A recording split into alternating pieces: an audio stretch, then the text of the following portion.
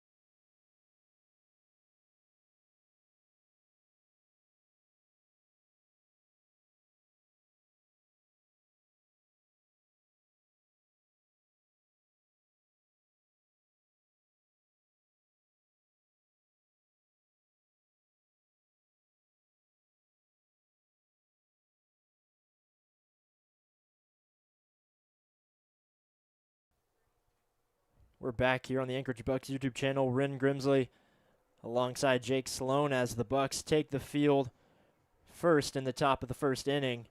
It's pitcher Jonah Fragus stepping out to the mound.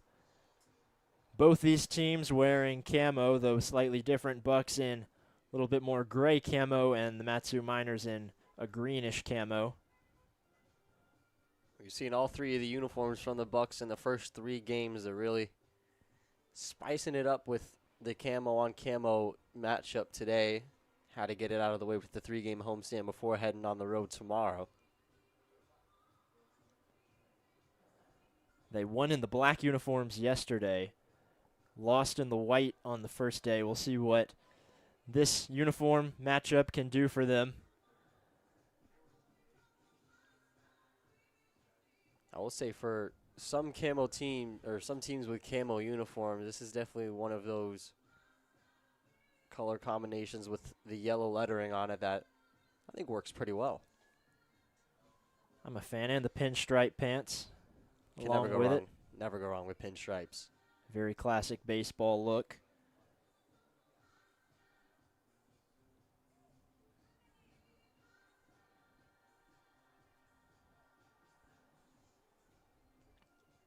And as the Bucs finish their throw around, first up to the plate will be shortstop Austin Park from Brigham Young University.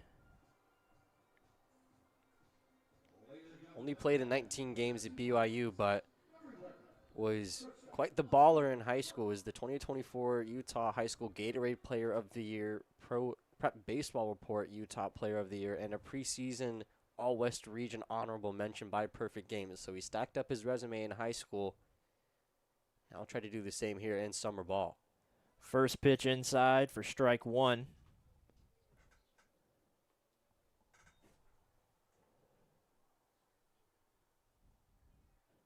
Fragus shakes off a pitch. Delivering now. Just a little bit outside. Makes it 1-1. Fragus' fastball definitely looks like it has some zip on it. We'll see how long throughout the game he's able to keep that, but if he's able to keep that velo up throughout the game, it could be a dangerous pitch for him. Fouled back for strike 2. John Carlson in the first game pitched through 4 innings, and Caruso yesterday through 3. And then Umphris came in, pitched 3 more for him, so no starter has taken it too far yet. But some long relief innings. Another ball fouled back. They haven't gone very long, the starting pitchers, but they've done well in their limited amount of innings, not giving up a ton of runs. Caruso just found himself in some trouble in that 3rd inning yesterday, just ran up his pitch count too high. Fouling the 3rd straight ball back. Still 1-2. This is definitely a different start compared to the last 2 games before. It was very, very quick at-bats in the first couple of innings. Not a whole lot of foul balls seen, but Park staying alive here, just trying to fight off as many pitches as he can before he finds when he can barrel up. Ball low for an even count. Been attacking the strike zone. Park has pretty much had no choice but to swing at them, or it would be strike 3. That just kind of goes back to the mantra of this team. Talked about how they'd rather give up 100 home runs than 100 walks. Sends that ball into deep center field and caught by A.J. Garcia for out 1.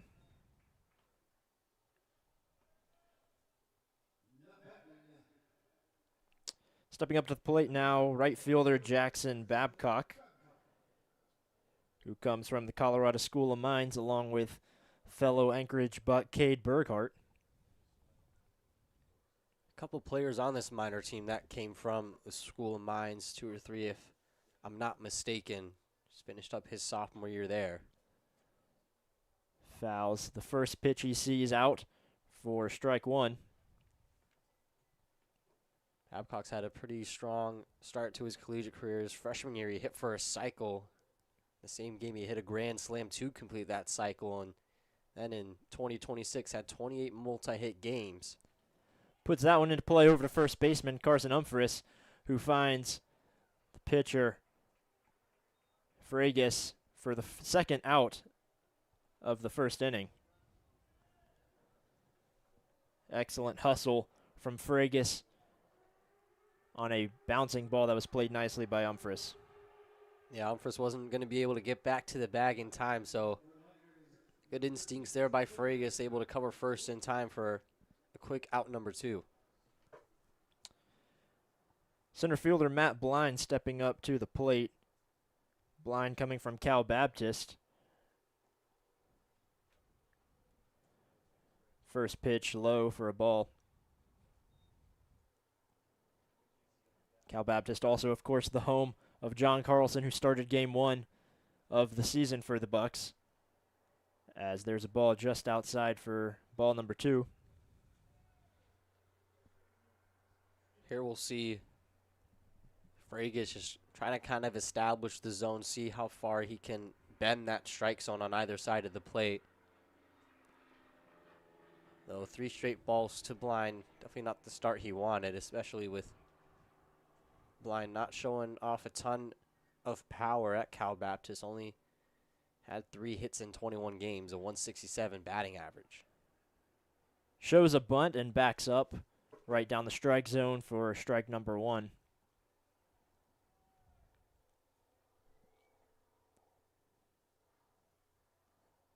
The 3-1 pitch just inside for ball number 4, and the Matsu Miners have their first base runner of the game.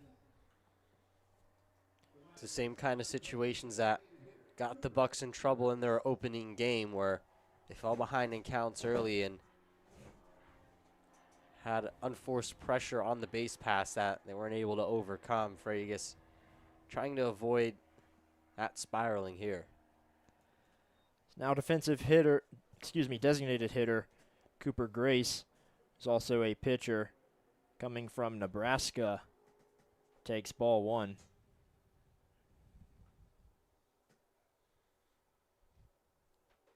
Swing and a miss for strike 1. Grayson see a ton of action with the Cornhuskers this year, but was a part of a team that was one of the higher overall seeds. Hosted a regional in the NCAA tournament this year. Got a taste of postseason baseball. Swing and miss for strike 2. The Miners down to their final strike here in the first inning. Be a big at bat for Fragus to bounce back from after giving up that 2-out walk. Checks over to first base to keep Matt Blind over there close to the bag.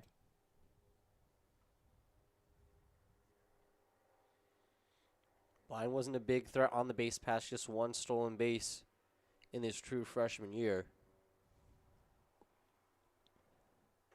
Swing and miss for strike 3. Gets him on 3 swings. And that will do it for the top of the first. Your score 0-0. We'll see the Bucs offense when we come back.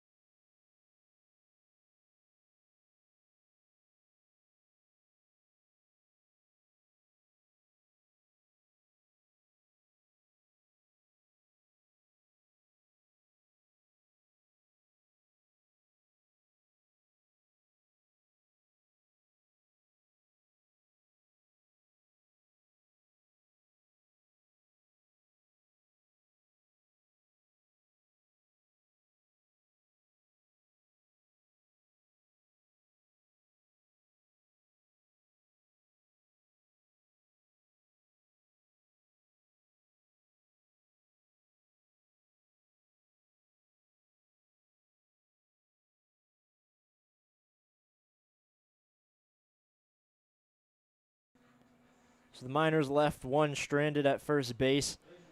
Now up to bat, Ryan Dara, the right fielder from Arizona State. In yesterday's game, he also hit leadoff, had 3 strikeouts, but also a RBI double and a single.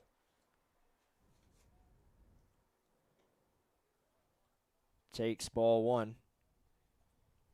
Yeah, an aggressive approach to the plate yesterday resulted in, like you said, those strikeouts, but it also wound up with some RBIs. Puts that one into right field, gets down.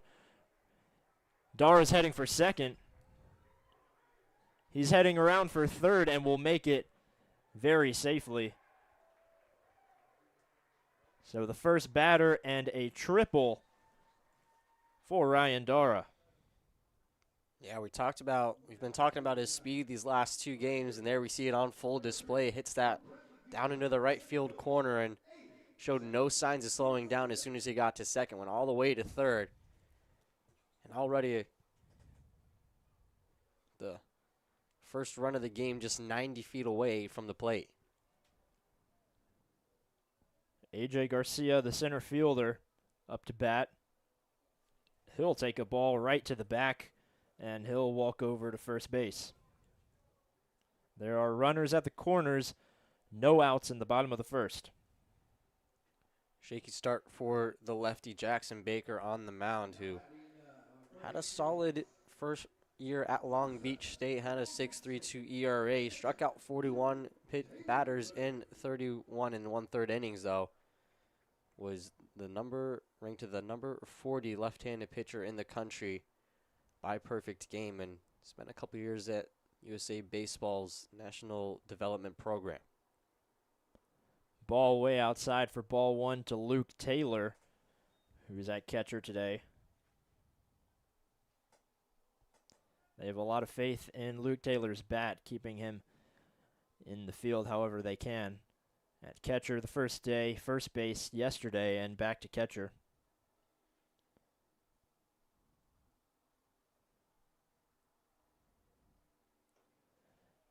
Right down the middle, fastball, makes it a 1-1 count.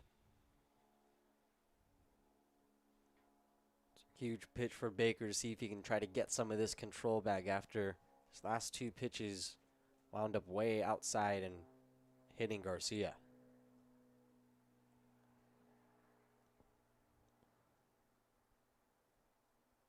Eyeing Garcia at first before delivering, and fouling back is Luke Taylor.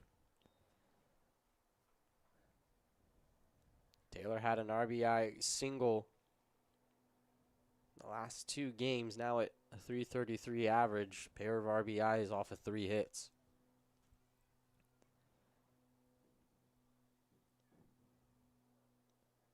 The 1-2 pitch. Garcia goes for second, and he will make it safely. A high throw from the catcher, Will Millard. And 2 runners in scoring position for the Bucs. Still no outs, and an even count at 2-2. Jackson Baker in some trouble. Now a ball into the outfield grass, likely scores both runs. Garcia, already his 3rd stolen base of the year. He's been on fire on the base paths. And he puts that one just over the head of the second baseman. Will fire home, and the first run scores. Garcia stays at third, but an early lead here in the bottom of the first for the Anchorage Bucs. Yeah, both runners had to kind of hold up to see if the ball would drop or not, and just another one of those bloop singles. We've seen so many of those here so far.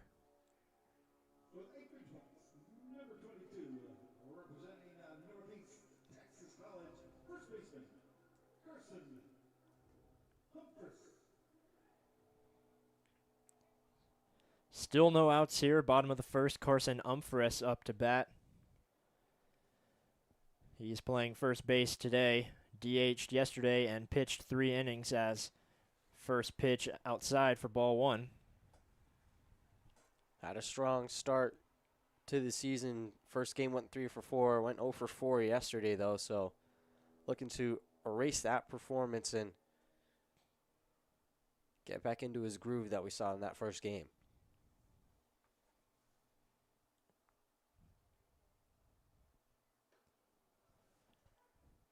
Again, right down the middle for strike one.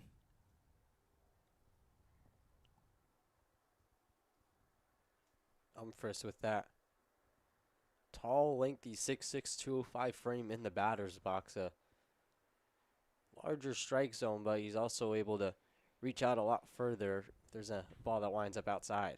Puts that one in play over to the shortstop and grounds into a double play on a 5-4-3. However, the run from third will score, and the Bucs up 2-0 with no runners on base. Yeah, gets the job done there to bring the run home. Obviously, you'd never want to ground into a double play, but at the very least, the runner from third is able to advance home, and it's a quick 2 runs for the Miners.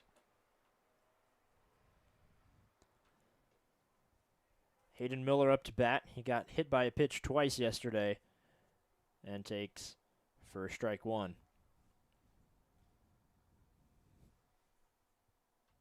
Was one of the most hit batters in Division I this year, 26 times, just kind of added to that tally.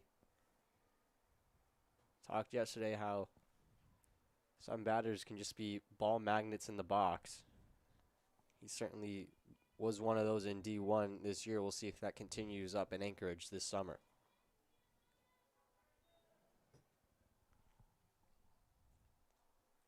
He's played at third base all 3 games, and despite some third base struggles we saw from the Chinooks, where we saw 2 errors on the first game, he's done phenomenally defensively in the hot corner. As he takes again, makes it a 3-1 count. Yeah, he's been able to just make that throw across the diamond, those routine plays, makes them look easy.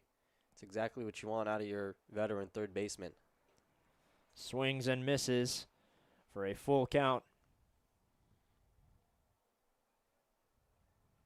This is a much more different start than what we've seen the last 2 games. They usually started out pretty slow in the first couple innings on both sides. The Bucs able to strike here early, though. And got him swinging for out number 3. So ending with a strikeout, but getting 2 on the board. We'll head to the top of the second, where the Bucs will defend their lead.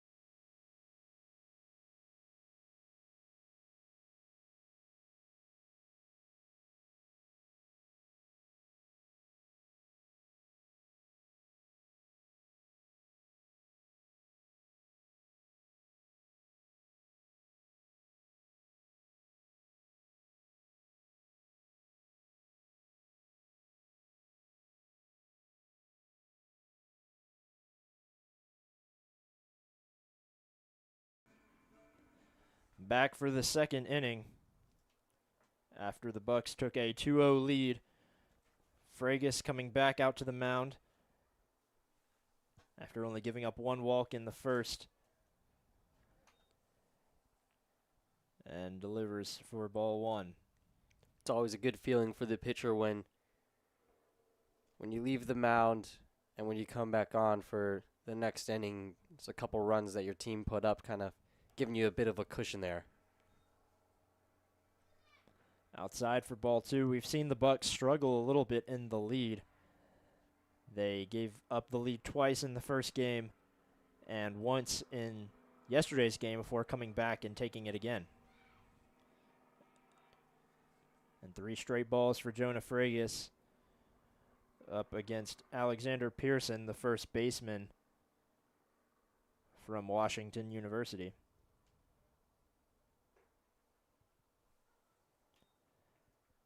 Finds the zone for strike 1. Biggest difference for the Bucs right now is how early their offense got to work here compared to the first 2 games where they didn't see a whole lot of action until the 3rd or 4th inning. And by that point, other teams' pitching staff had kind of found itself into a groove. Now they have a chance to really control the pacing of this game. Full count for Fragus. The payoff pitch. Swing and miss. Gets Pearson swinging for his 2nd straight strikeout. And now up to bat, second baseman Diesel Toth. What a way to battle back from that at-bat. You go down to 3-0. You get a strike call on the first one. Batter fouls off the next pitch, and then you go high cheese out of the zone, gets him to chase for the 3rd strike.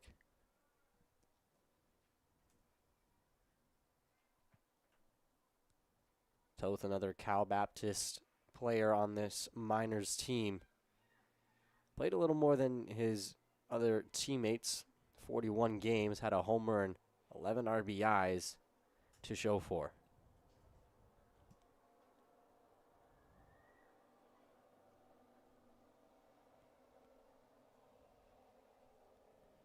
The 1-1 pitch sent into center field. Line drive, and Garcia there to get it for out number 2. We've seen a couple line drives in the first few games trip up the Bucs a little bit in the outfield.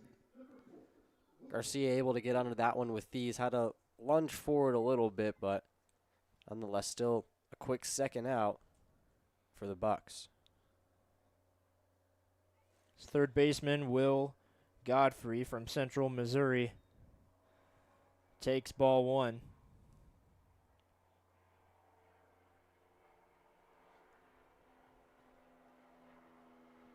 Godfrey batting 7th, the lefty, and takes 1-1 count.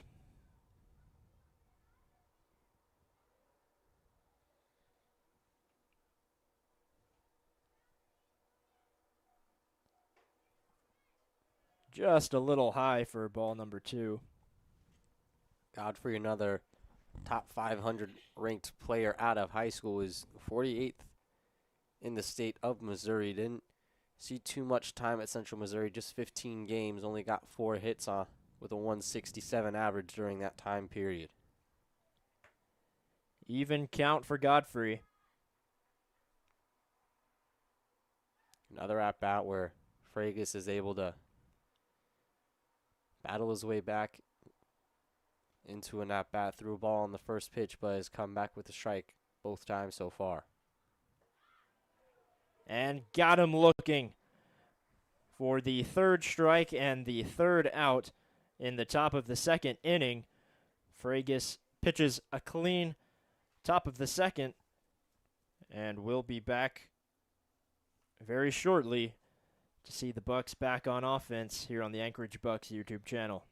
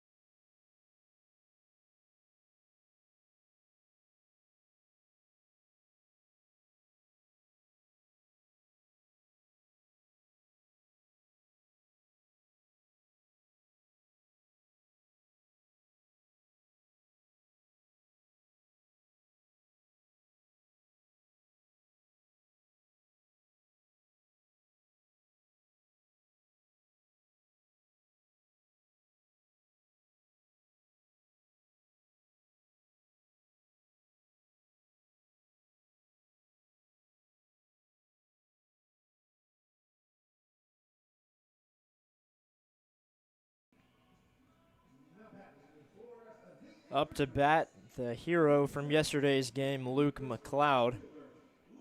You can see the post-game interview with him on the Anchorage Bucs Instagram.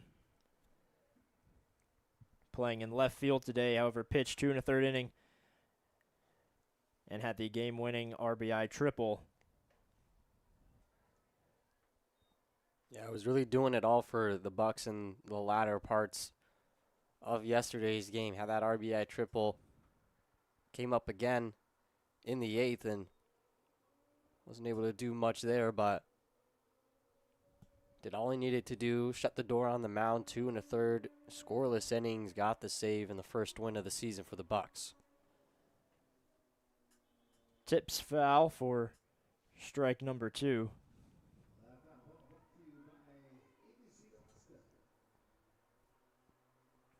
McLeod was a two-way player in high school at Hardin Jefferson. Not so much at Baylor this past year. Made 17 appearances on the mound, though, with a 4.37 ERA. Still just has those 2 at-bats from yesterday to show for through 2 games. Got him swinging for the 3rd strike, and McLeod goes down for the first out of the inning and the 2nd straight strikeout for Jackson Baker. Both of these pitchers have really found their pitch with that that fastball has really been that strikeout pitch for both pitchers thus far. Camden Lanphier moving from left field to shortstop. Keeps his bat for strike number 1.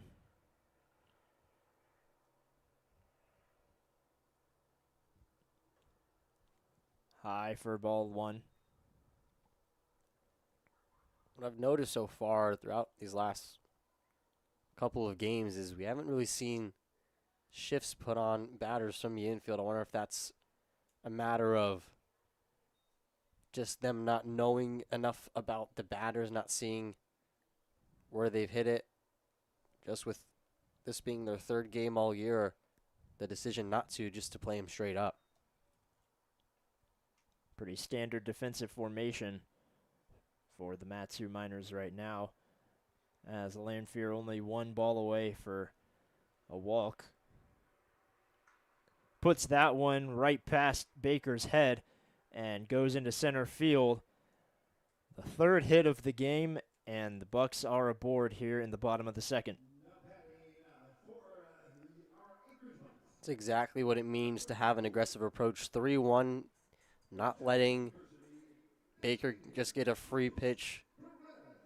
I'd have been expecting you to take that one, but Lanphier gets every part of that ball and sends a rocket back up the middle. DH Lucas Perez from Chapman University. The right-handed batter, takes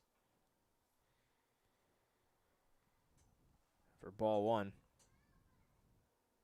Perez, through 2/3 of an inning yesterday, gave up a couple runs before he was pulled. See if he's able to have a better outcome in the batter's box today. Checking over to first for keeping Lanphier there.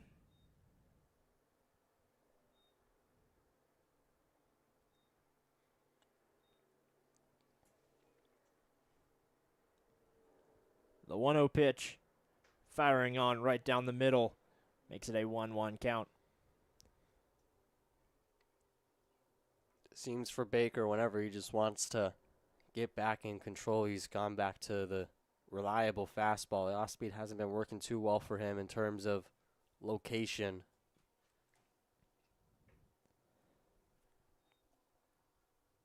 If he's wanting to go far in today's game, get a couple more innings of work, he'll definitely need to find better command of his off-speed pitches. Won't take long before we've already seen the Bucs time up his fastball pretty well. Sending it back over to first base to first baseman Alexander Pearson. That was a bit of an unorthodox throwback, if you will. Didn't even move his feet, just Took one peek over to first, saw Lanfear was getting a little too much of a lead to his liking, and fired it right off of his shoulder. Not much movement needed for him being a left-handed pitcher. He's able to keep Lanfear at least in his peripheral vision for the entire at-bat.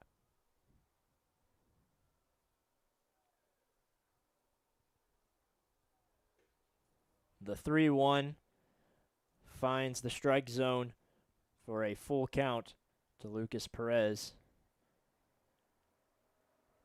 Rocking an excellent mustache, if I do say so myself. Takes one to know one, I guess. Exactly.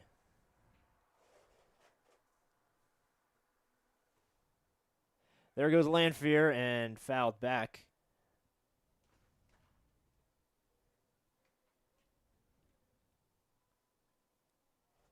Bucs trying to execute a bit of a hit and run there. Definitely the right idea with a full count. If it's a walk, it's a free base. Lanfear has enough speed, though. If Perez were to strike out, would likely make it to second. The only thing is, with one out, you definitely have the double play on a line out or fly out.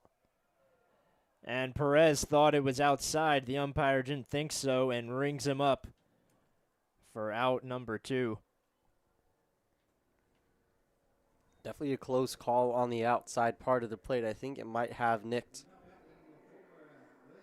the plate, though, for a strikeout, but it's kind of what both pitchers go through here the first couple innings, finding how much they can grab on the outside part of the plate. And a slow curve inside for strike 1. So Baker now with 2 strikeouts this inning.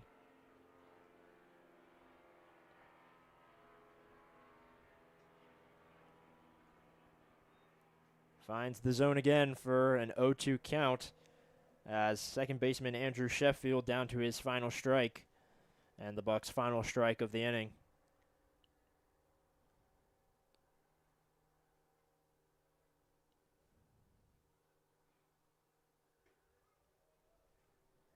It's like just a little high and outside. Makes it ball 1. That one didn't miss by much, but Sheffield, a much smaller strike zone compared to the last couple batters at just 5'10". Maybe being able to take advantage of that here in this at-bat. 2 balls, 2 strikes, 2 outs in the second inning, and the Bucs up 2-0. Can Andrew Sheffield make it 2 base runners as well?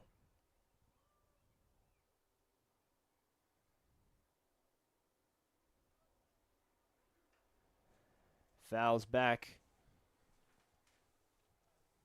Or maybe he'll hit one over the wall and add 2 more to the score for the Anchorage Bucs. He's already battled back in this at-bat, was down in the hole 0-2. A couple of balls and then a foul ball there. Just waiting to find his pitch. Pops up and caught in shallow right field by second baseman Diesel Toth. That'll do it for the second inning. Your score, Bucs 2, Miners 0. We'll be back for more Jonah Fragus action when we come back.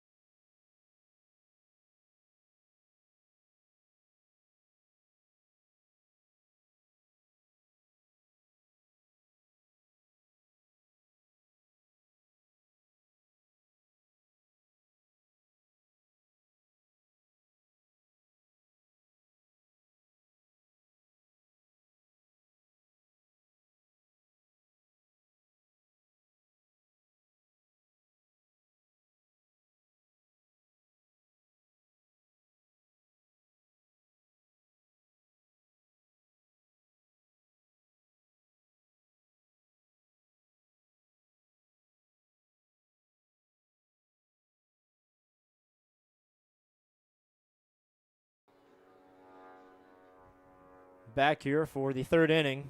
Will Millard, the catcher for the Miners, up to bat.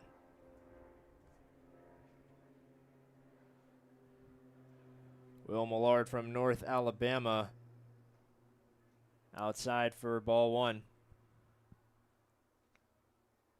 Millard just finished up his junior year, played in virtually every game, hit 10 homers, 39 RBIs, was member of the second team All-A-Sun. Pops up center field. Garcia's there and grabs it for out number one. Now batting for the Matsu Miners, number 2, left fielder, Taylor Akers. The third pop out to AJ Garcia this game. Yeah, he's had a lot of work there outside of a grounder to first. It's only gone to Garcia when the ball's been put in play.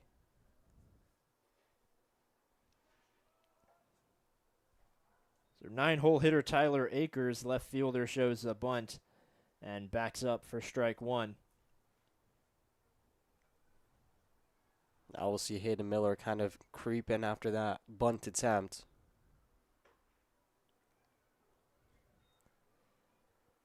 Tyler Akers from the most directional school you've ever heard, East Central University, located in Oklahoma.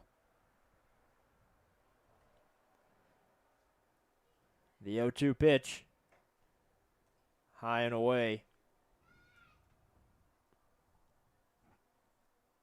That does kind of strike my curiosity if there's a university with 3 directions in its name. We've got plenty of 2-direction namers. Sending that one up the middle and down for a base hit. And the first hit for the Miners in this game.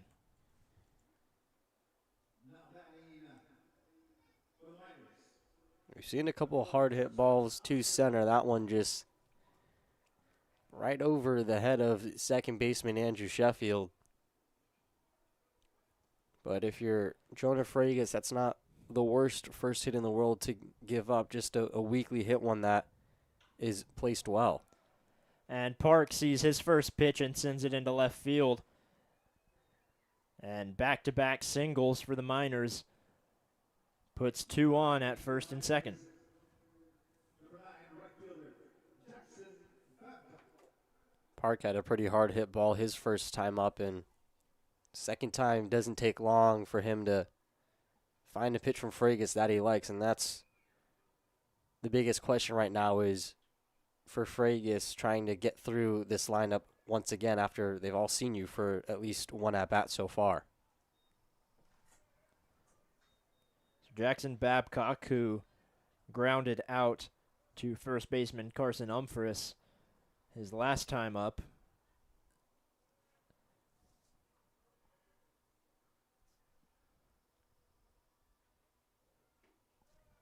Takes for ball one. Lanfear back there trying to get Tyler Akers to hear footsteps and head back to second base.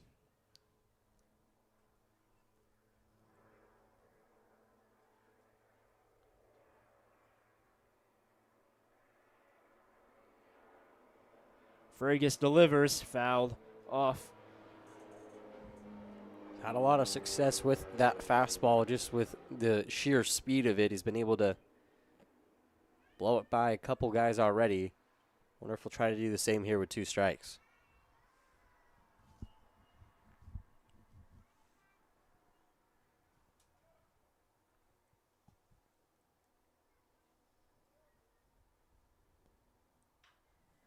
Putting it into play over to Umphris again, who cannot find Fragus, and 1 run scores. Fragus going for the ball, coming in for a second before finally getting it back to the plate.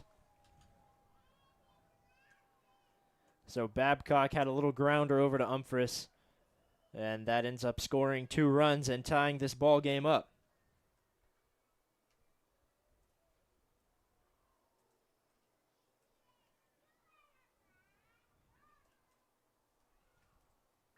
Just a really unfortunate play. had to be rushed as Fragus head to first base. And now a much different ball game here, tied at 2, with 1 out in the top of the 3rd. Nearly hitting the umpire right up the middle. Lanphier able to fire over to first baseman Carson Umphris for the 2nd out of the inning. Yeah, heads up play there for the umpire to get out of the way. Now batting for the Miners, number 28 designated hitter. But now the go-ahead run on third just 90 feet away. Another opportunity for Fragus to keep the game tied and get out of the inning. That ground ball also advances Babcock to 3rd. Swing and miss for Cooper Grace, who struck out his last time up at bat.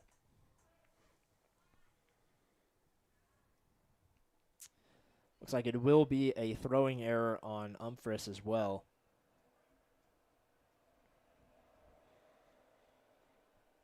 Yeah, the throw just kind of got away from him there. Out of the reach of Fragus and resulted in those 2 runs scored.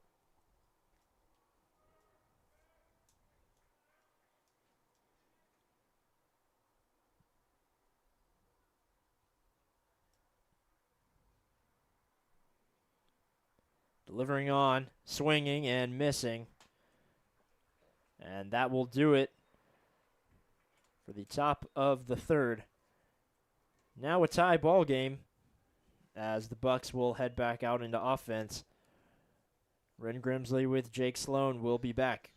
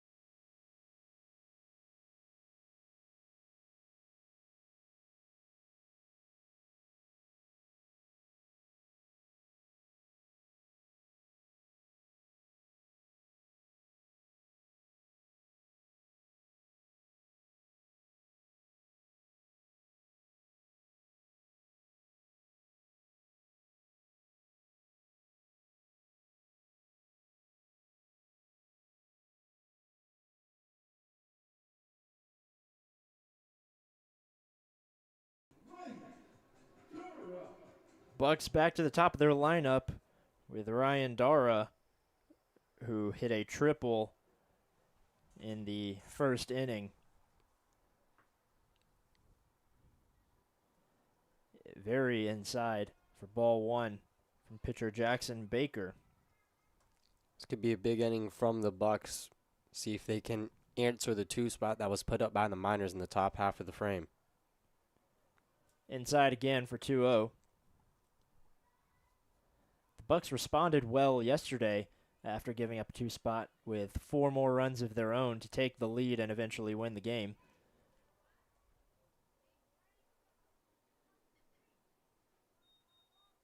And 3 balls, no strikes for Dara.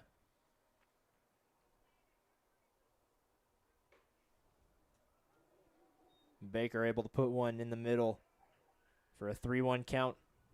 Baker's struggling the first half of most of his at-bats. He's fallen behind in the count plenty of times so far. And battles back now for a full count.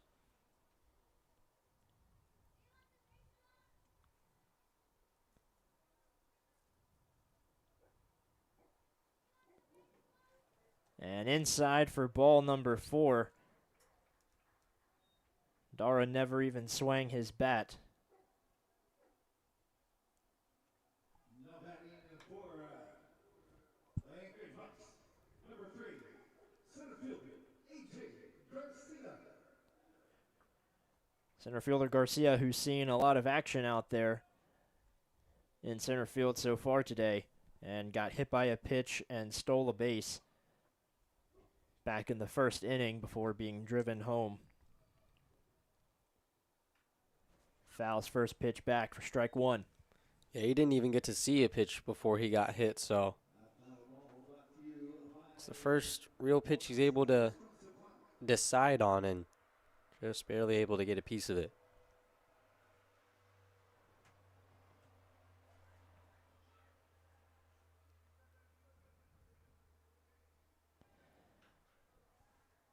And Dara went with the pitch, however fouled back by Garcia for strike number 2. It's now the second time we've seen Bucks try to execute a hit and run. Kind of just shows how aggressive they're trying to be today on the base pass and in the box. Dara got a good jump too, likely would have made it very safely. And not going to let that happen again as Baker checks over to first base. Yeah, with the lefty on the mound able to keep Dara in his sights, he's going to try to see any signs of Dara getting jumpy over there at first and try to take advantage of it. Swinging and missing. Strike number 3 to Garcia, and the first out of the bottom of the 3rd.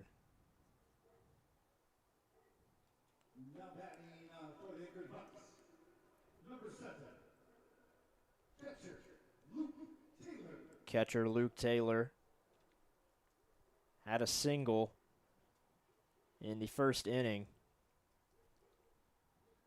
He's been seeing the ball pretty well here to start the season, a hit in all 3 games thus far.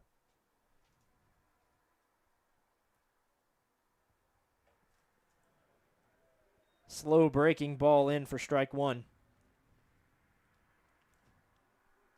That kind of pitch right there is going to be very important to Baker's longevity in today's game if he's able to find command of that off-speed pitch.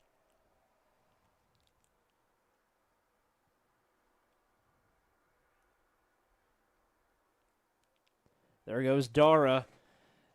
Second baseman not there, and had to work back to get the ball and keep Dara at second, but a successful steal for the right fielder. And now Taylor up there with a runner in scoring position. 1 ball and 1 strike.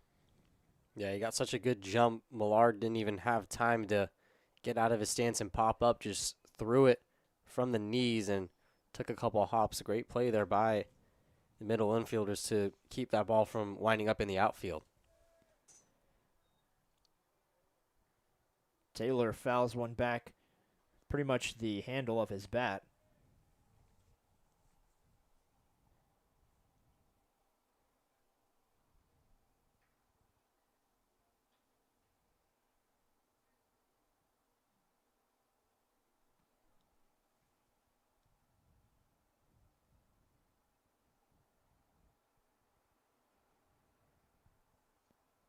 Very long break here. I'm wondering Surely if the pitch clock has gone off by now. Oh, wait. there is none. Fouling that one low and outside. Stays 1 ball, 2 strikes.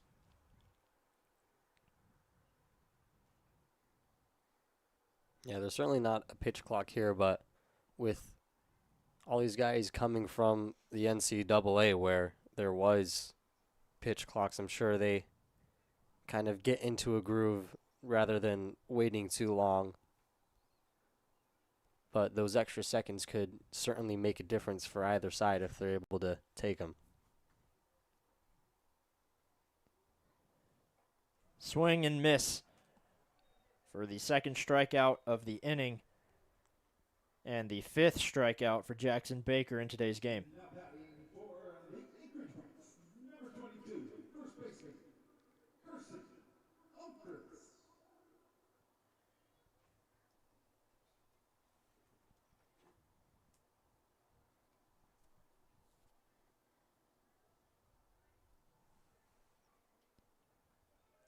Umphris up, wild pitch. Dara able to get to third. Catcher Millard firing it over there, but not in time. Yeah, heads up play there by Dara, seeing the ball bounce off of Millard's chest plate there, but Millard not able to pop out of his stance in time. And we've talked about how speedy Dara can be. He had a triple, and now he's worked his way all the way back to third base. Umphris puts it in play to third base, and a pitch going wide. Umphris heading for second. The runner Dara from third scores, and a throwing error from third baseman Will Godfrey puts Umphris at second. We've seen that happen basically every game now for the Bucs. They've been able to take advantage of poor throws from the opposing third baseman, and this one results in a run.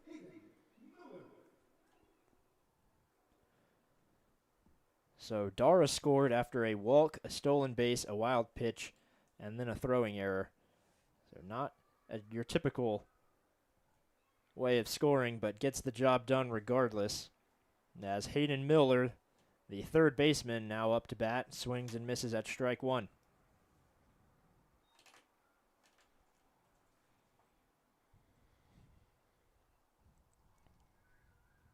Miller has struck out in every game thus far, but with a runner in scoring position, he's has a chance to make up for that.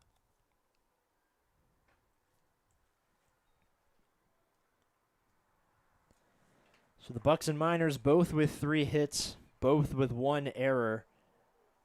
However, the Bucs up 1 here in the bottom of the third with 2 outs. Miller swings on and misses for strike 2. Yeah, just wasn't able to catch up to Baker's fastball there. He's seen that fastball several times now. Might be able to time it up next time he throws it.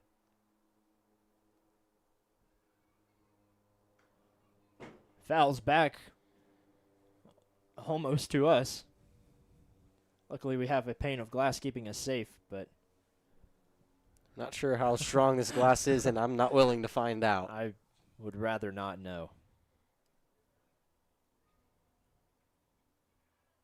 We've had a couple close calls already. Both of the boxes to the left and right of us have been hit now. We're next. We might be next. And Except maybe not. Hayden Miller trying to find us back here. A 1-2 count with 2 outs. Umphris at second. He's certainly getting closer with his timing. Might be one pitch away from finally being able to get his full barrel on it. And instead, as he has done so well in these 3 games, he gets hit in the leg and will take first base. Talked about it. His first time up was one of the most hit batters in Division I this year, and he's already been hit 3 times now here this summer. The trend seeming to continue.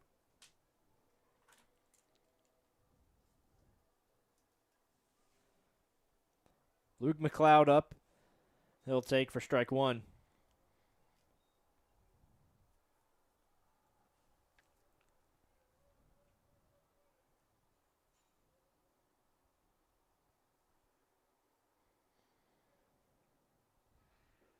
Inside for ball 1. Saw what he was able to do with his RBI triple yesterday. In a similar scenario here, just a lot earlier in the game, but he's had success with runners on, has a chance here to do some damage. Above the zone for ball 2.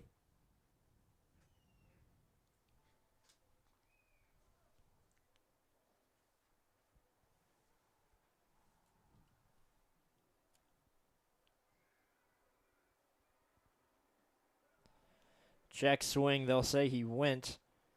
Makes it a 2-2 count.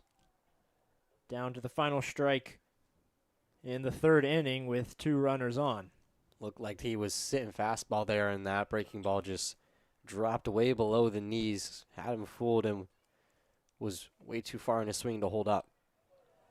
And that slow breaking ball that has been so effective for Baker gets Luke McLeod looking for a backwards K and the third out of the third inning. So the Bucs retake the lead here in the bottom of the third. We'll be back for the fourth when we come back.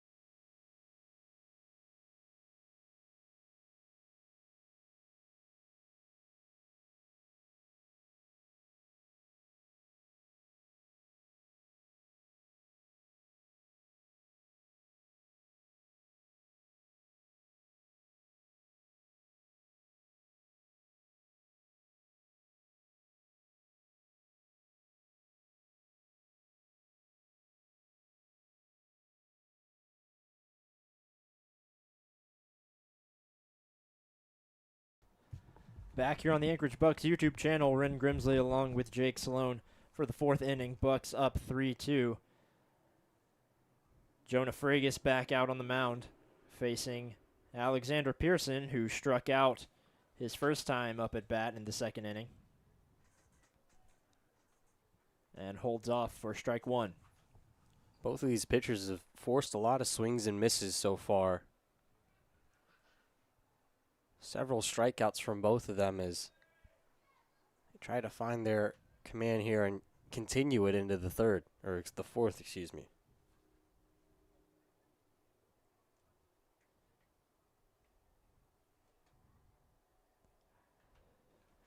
Fouls directly back for strike two.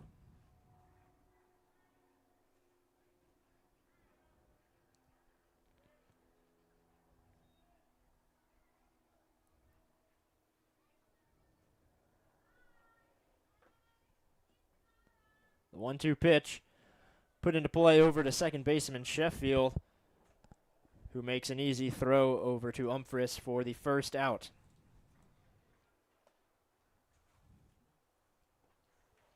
Now batting for the Matsumaibers. Second baseman, Diesel Toth, who popped out to A.J. Garcia in the second inning. Fouls back for strike number one.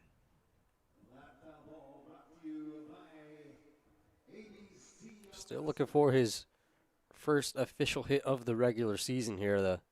We talked about it before. The Miners are 2-1, but both of those wins came in exhibition play. Fires into left field and caught by Luke McLeod for out number two. It's the second time he's had a hard hit ball. The first one came in the second when he lined one out to center field. Now this one into left, so he's able to get good barrels on the ball, just hasn't been able to find any outfield grass here in the early goings of the season. Will Godfrey struck out looking his last time up. He'll get stunned for strike one.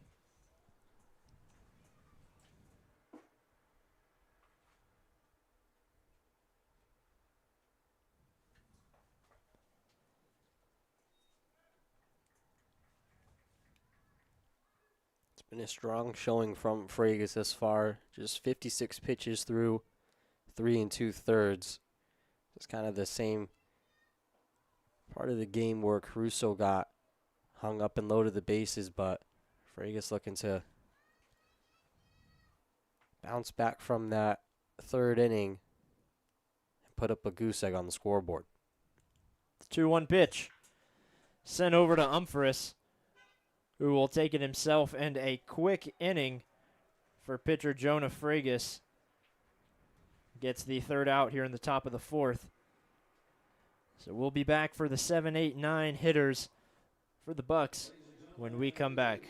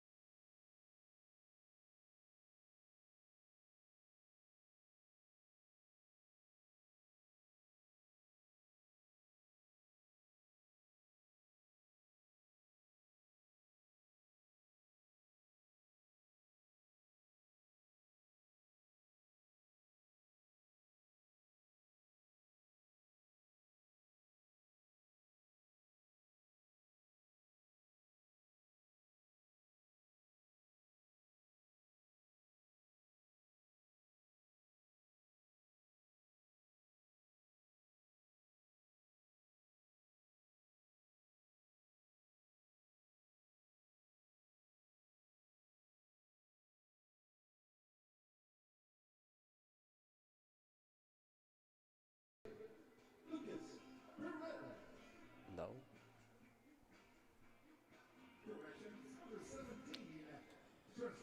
So the number 7 hitter, Camden Lanphier, playing shortstop today, puts one in play immediately. And another wide throw. Lanphier will stay at first. But an errant throw from shortstop Austin Park puts Lanphier at first. It was certainly going to be a close play nonetheless, but the throw being missed by Park made it a whole lot easier for the decision, and smart by Lanphier there. He started to make a move for second, realized the ball was going to be back in time, and quickly scampered back to first before the tag could be put on him.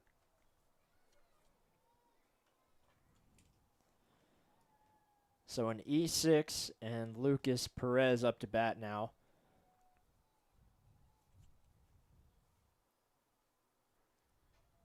For Baker, his pitch count already up to 67. This might be his last inning of work, but a strong inning here could prove his case to his head coach to keep him in. It's been around the point where the starting pitchers have been pulled. Obviously, no pitcher wants to get hurt during summer ball, so likely to keep those pitch counts a little lower than you might see during the regular season. Especially with how many games they're playing each week, up to 5 or 6. This for the Bucs. This is their third day in a row. They'll be playing 8 days in a row from Friday all the way up to Saturday.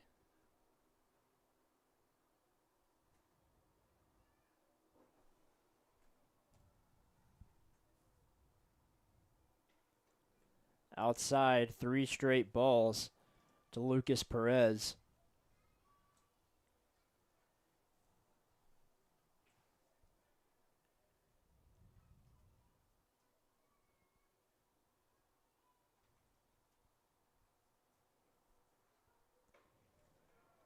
Finds the inside for 3-1 count. Out for praise. You don't want to give him an easy way back into this count. You still have to stay aggressive here, even with 3 balls. Still have to protect the zone to keep it from getting the count back to full. And pops it into foul territory for strike number 2. And Baker is back in the count. He's done that a couple times. He's struggled with his location early in the at-bat. Has one pitch sail through the strike zone and then is able to paint that outside corner once again. So the payoff pitch sent over, looking for a double play. And a 6-4-3 double play gets 2 outs here in the 4th inning. Now batting for the Anchorage Bucs. And just the entire at-bat got flipped on its heels, went from 3-0 and looking like potentially 2 runners on with nobody out to a couple strikes, a foul ball, and then a double play.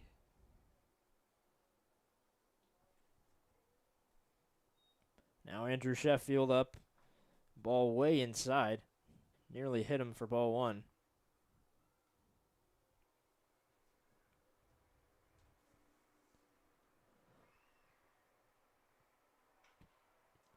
Puts it in play over to third baseman and gets an easy routine play for out number 3.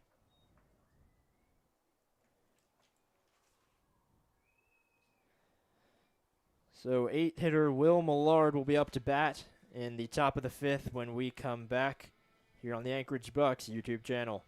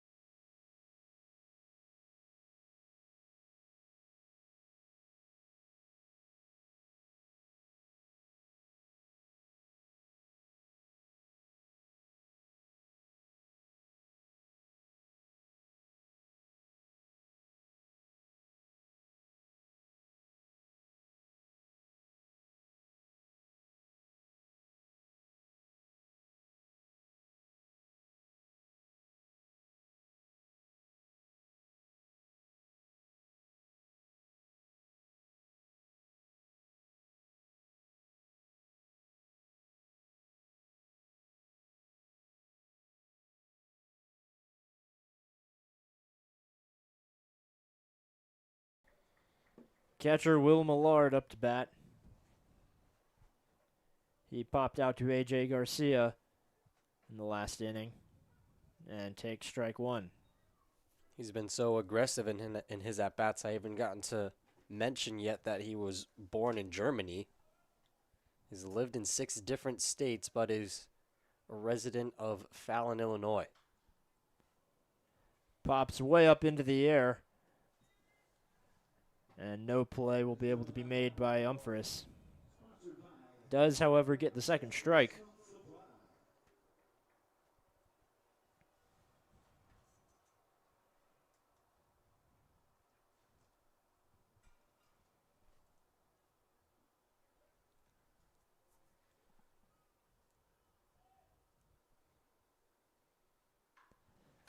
Sent into left field, just foul.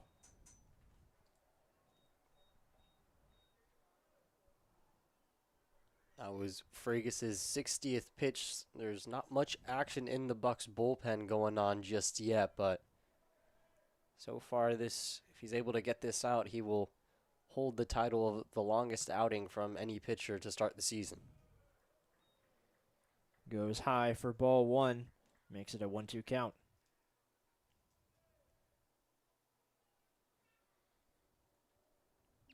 Obviously, in summer ball, like we said before, you don't want to injure somebody, but if you're able to get a couple more innings than usual out of a guy, then that is certainly a plus for just the amount of arms you have to use a game in general. A lot of these guys are used to going the distance, some more than others, but honestly, just likely comes down to how the pitcher looks, how he's feeling out there. He knows his arm better than anyone else. Popped up this time, still in foul territory. Umphris able to grab it by the gate. And so after fouling many back, Millard goes down on a pop out to Umphris.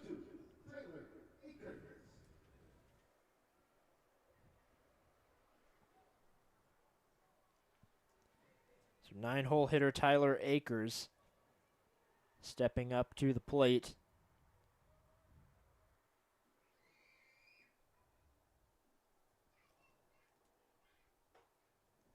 Inside for strike one.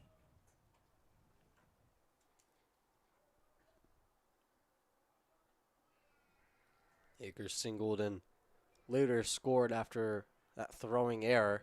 It's the first run to cross the plate for the Miners.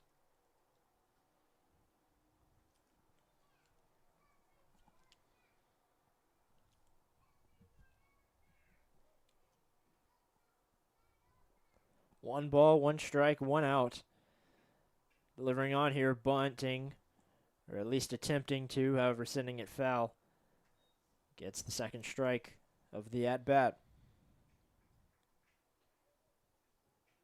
Akers at 5'8", 175, pretty speedy. Only stole 3 bases, but he's only played in 6 games at East Central University, so didn't get too much of a chance to show off his speed. Trying to do it right here. Swing and miss for strike number 3. And the second out of the top of the 5th. Fergus staying strong even into the 5th inning. We've seen a couple of those pitches from Fergus. He's just frozen the batters and making them look silly there with a bit of a sorted swing. Fergus looking strong there on the mound. See Austin Park, who had a single in the 3rd, takes for strike 1 and a throwing error from the shortstop position in the 4th inning.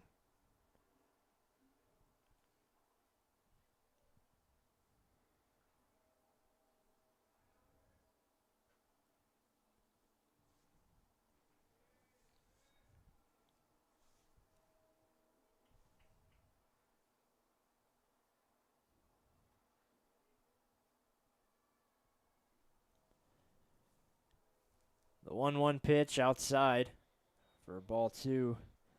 Both of the Miners' runs came in the 3rd inning and had a quick 4th inning for Fergus. Now it looks like there's some more action. A lefty warming up in the Bucs bullpen. If Fergus is able to get out of this inning, it might be his last one. Over to Hayden Miller at 3rd, who sends it to Umphris for out number 3. So 3 up, 3 down in the 5th inning. The Bucs with a chance to extend the lead in the bottom when we come back.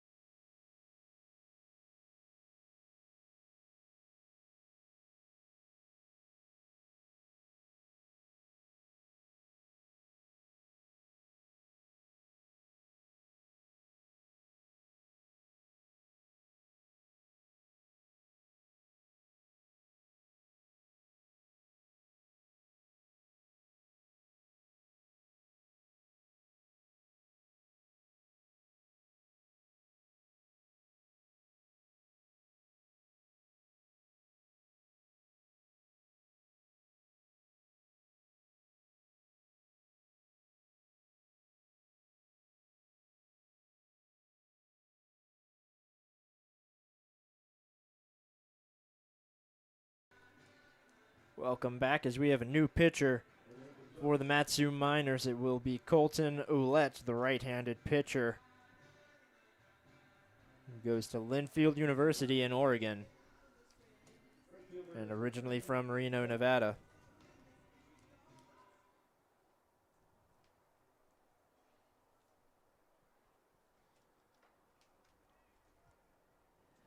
His first pitch in for a strike.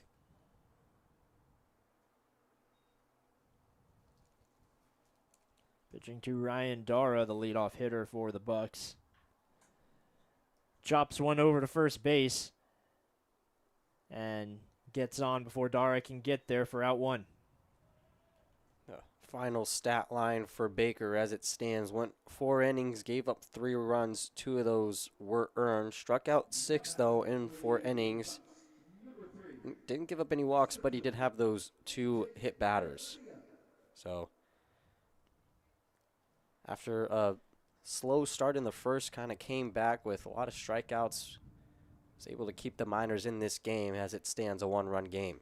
One of those hit batters being A.J. Garcia, who now steps in and puts one just past the glove of second baseman Diesel Toth for a base hit. Garcia not wasting any time with the new batter. Reaching on safely with that single.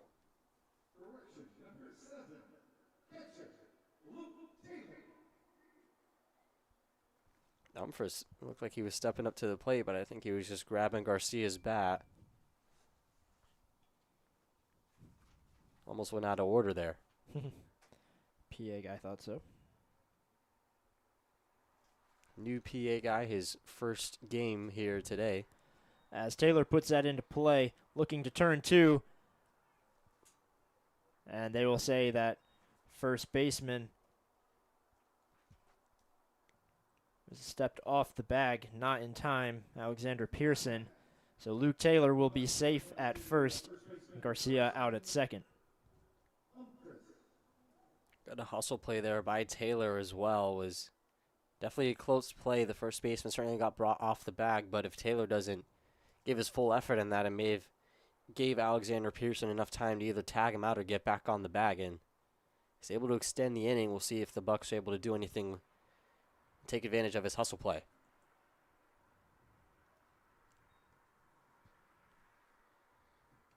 First pitch strike to Umphris.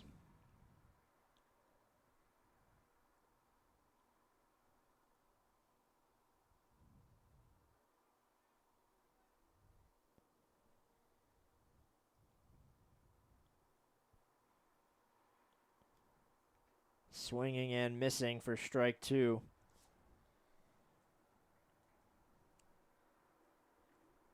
Breaking ball from Ouellette there, just started up and dropped way out of the zone. Umphris not able to catch that movement of the ball in time. Already went through with his swing. Off the plate for ball 1 to first baseman Carson Umphris. Catcher Will Millard might have sold that one right before the pitch kind of shifted over a little bit to his right, expecting the ball to fall out of the zone.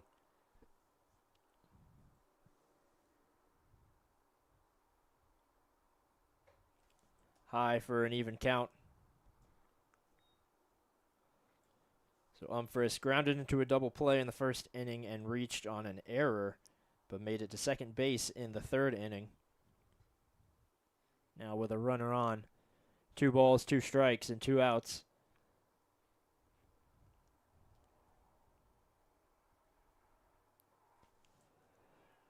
There goes Taylor to second. Catcher for the Miners, Will Millard, dropped the ball, and Taylor took his chance to head over, and now a full count and a runner in scoring position. A great heads-up play there from Taylor. He could have stayed and waited because he was probably going to go on this pitch with it being 3-2 and 2 outs. But either way, the runner in scoring position now. Ouellette delivers. Got him looking for strike 3. We are halfway through the ball game, over halfway to be exact. Heading into the top of the 6th inning, your score: Bucs 2, Bucs 3, Miners 2.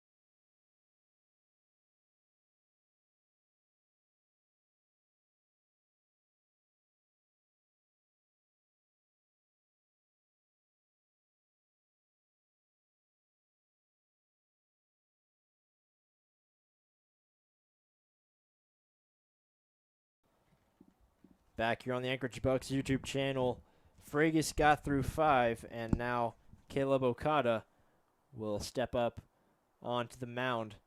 His debut for the Bucs this season. Spent his junior year at the University of Hawaii as a Honolulu native. Appeared in 9 games, only threw 6 1/3. Had a 4.26 ERA, striking out 5 and walking 5 as well. One of the few lefties out of the bullpen for the Bucs. Certainly an arm that could be valuable with that southpaw. His first 2 pitches, both for balls.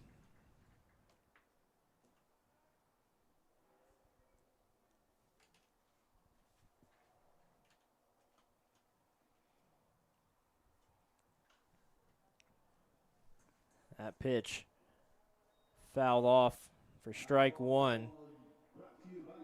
Jackson Babcock, the right fielder, up to bat.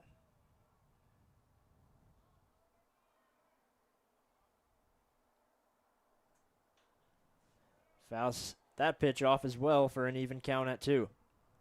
Yeah, he's fallen behind on these pitches, but he's able to get enough of his barrel to make contact with it. Okada with the statistical advantage if you're playing probabilities with the lefty-on-lefty matchup.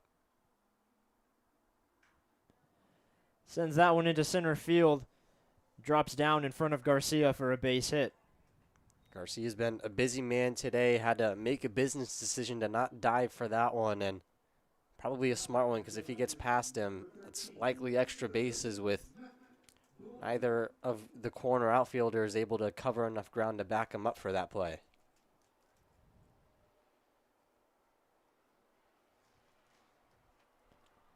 Now we'll see the center fielder, also a lefty, Matt Blind, who grounded out and walked his previous 2 times at the plate.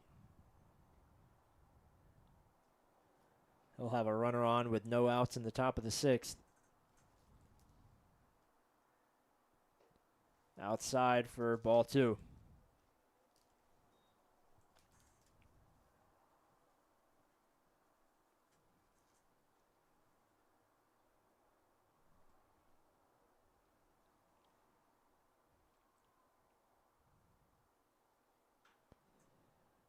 Ahead of that pitch, fouls it off for strike 1. Fragis's final line goes, he went 5 innings, gave up those 2 runs, neither of which were earned due to the error committed, but finished with 5 strikeouts. Only walked 1 batter, didn't hit anybody, so a strong debut for him this season. Fouls that ball back for strike 2.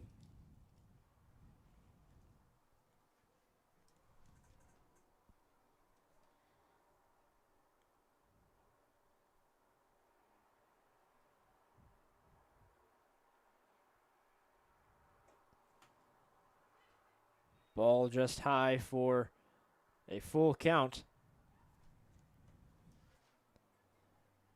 I think they called one of the pitches earlier a strike. It looked like it was out of the zone, but just saw the umpire hold up 2 fingers on each hand, so Okada will certainly take it with that ball being outside, has an extra pitch to work with now. Got a little mixed up somewhere in there, but now most definitely a full count.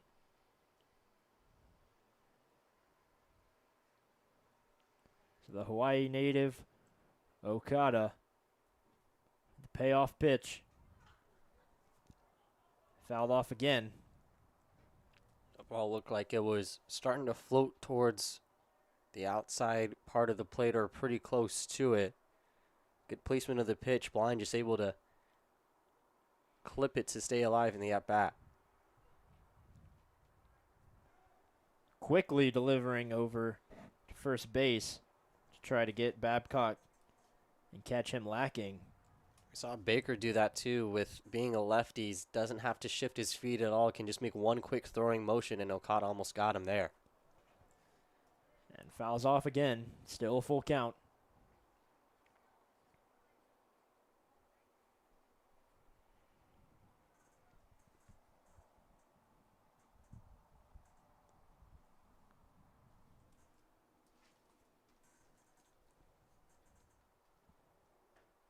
Check swing.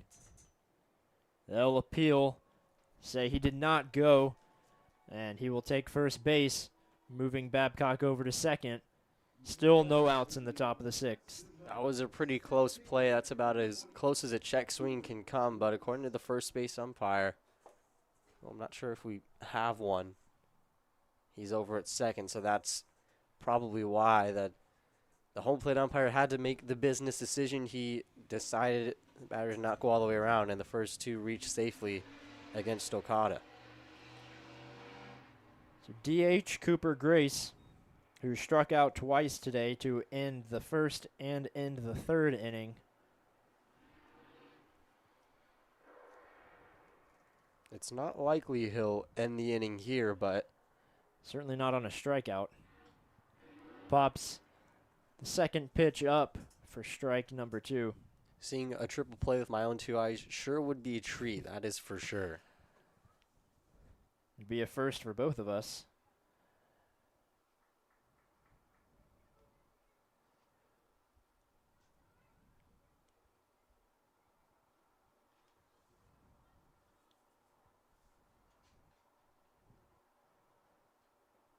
Swing and miss.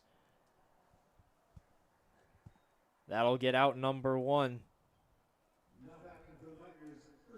Gracious with a tough outing here. The hat trick of strikeouts in his first 3 plate appearances, and in his first actual action here in the regular season. Not the result he wanted. Another swing and miss for strike 1. Pearson also a lefty, so likely when the Bucs play, the Miners gonna utilize those left-handed pitchers. Yeah, Okada will certainly see plenty of them with how many left-handed batters are in this lineup. And pops that ball into shallow left field. Caught by shortstop Camden Lanfear for the second out. Back-to-back strong showings against a couple of batters for Okada to keep both of those batters at first and second, and you wonder if there was a first base umpire down that foul line to make that ruling on the full count. Certainly a close play. Okada have to do a little extra work here, though, to get out of this inning. The first pitch that second baseman Diesel Toth sees is high for ball one.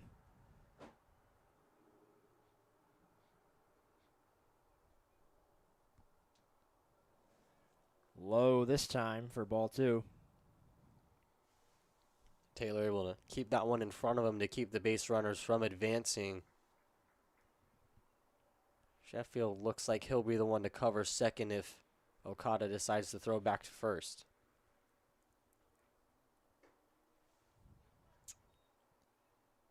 Puts one inside for strike one.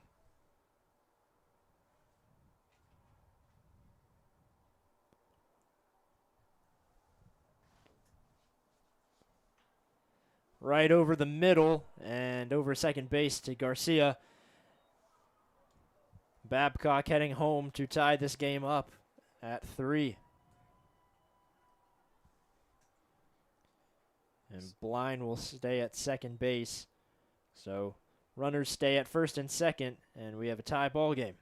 It's the first time we've had it come up, but that ball hit the lip between the turf in the infield and the grass in the outfield. Didn't give Garcia a chance to really put his full body into the throw, so he had to hold up and keep the runner at second. Wonder how close the play would have been at home if he's able to get a running start and put his full arm into a throw. So a 2-out RBI single for Diesel Toth. Now Will Godfrey still with a runner in scoring position and a chance to take the lead for the Miners. Yeah, big spot here in the 6th. Both of these pitchers, these pitching staffs have not given up too many opportunities. It's become ever so valuable each chance you get a chance with a runner on.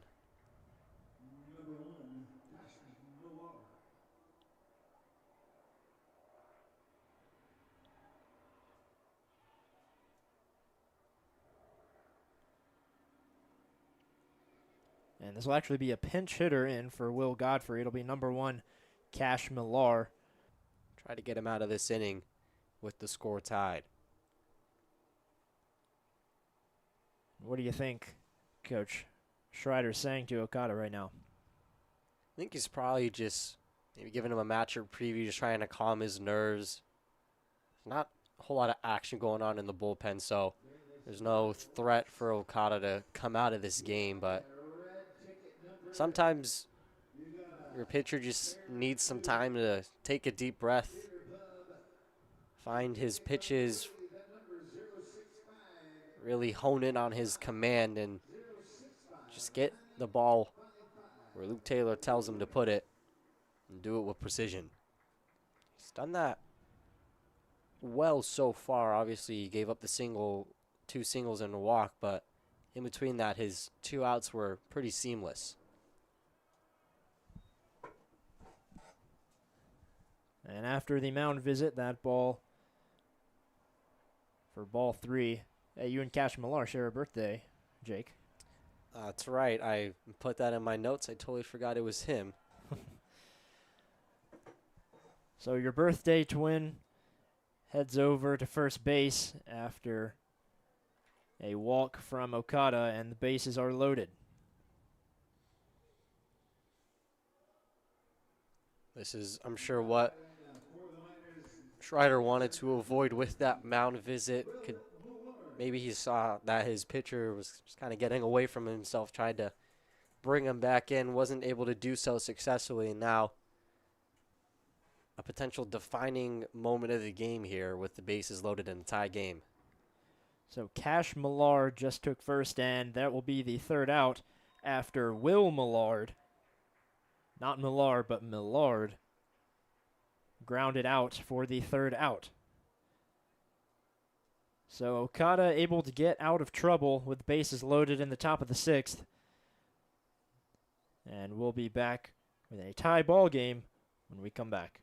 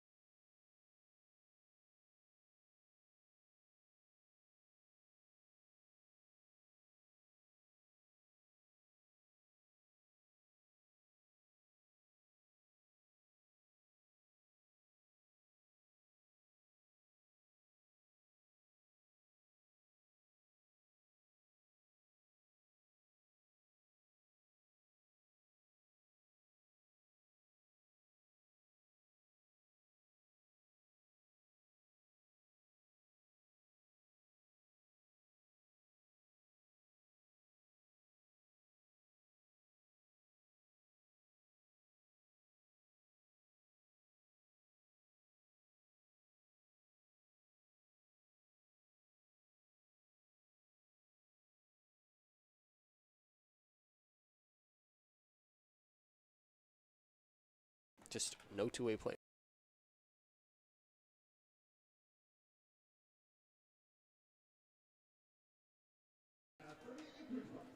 So Hayden Miller comes up to bat, and Cash Millar goes to second base, and they move second baseman Diesel Toth over to third.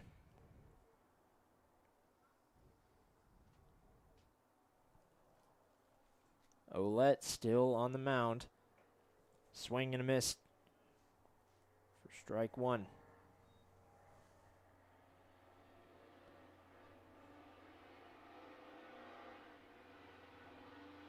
Miller 0 for 1 with a strikeout and hit by pitch so far. Kind of on par with how his collegiate season went.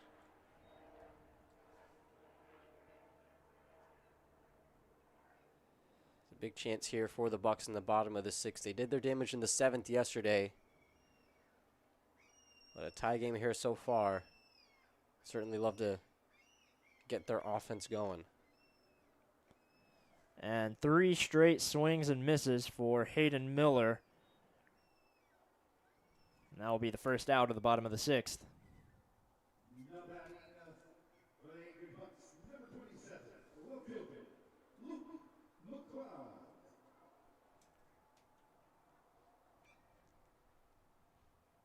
Luke McLeod has 2 strikeouts in today's game.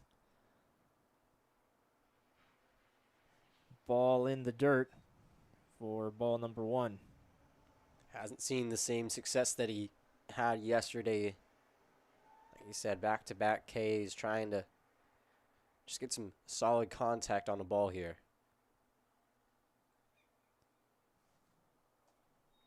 In the turf, I should say, for strike 2. Excuse me, ball 2. Yeah, not a whole lot of dirt in the field. There's a lot of turf and pellets, though, that are sprinkled all around where the dirt would be.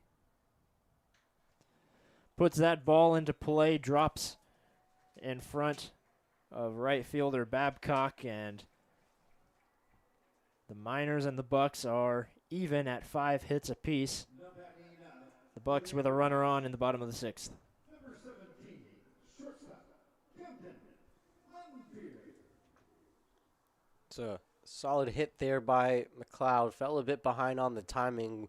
Went to his push side, but either way, a base runner is a base runner, and certainly can be a confidence boost for a guy coming off 2 strikeouts. First pitch in for strike 1.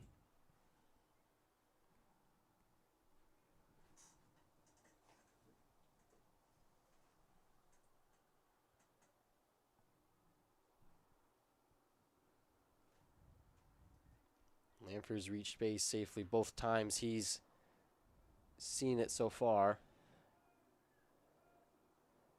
That ball grounded over to first baseman Alexander Pearson. They ruled it fair, So Lanfear will be out at first. However, Luke McLeod safe at second base. It's definitely an odd play. It looked like the ball bounced on the other side of the foul line, but they ruled it fair. The way the runner advances up, so Lanfear's grounder serves the type of purpose to advance the runner into scoring position.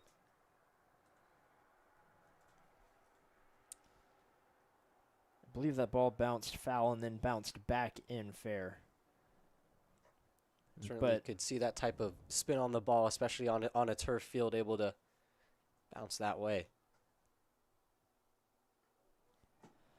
swing and a miss for strike two. Lucas Perez down to his final strike, the runner in scoring position. Struck out and hit into a double play so far. Another guy that hasn't had his moment yet. You wonder if it comes here right now with a runner in scoring position, the go-ahead run, if that. Off the tip of his bat, stays fair, and they'll get him at first base for out number 3.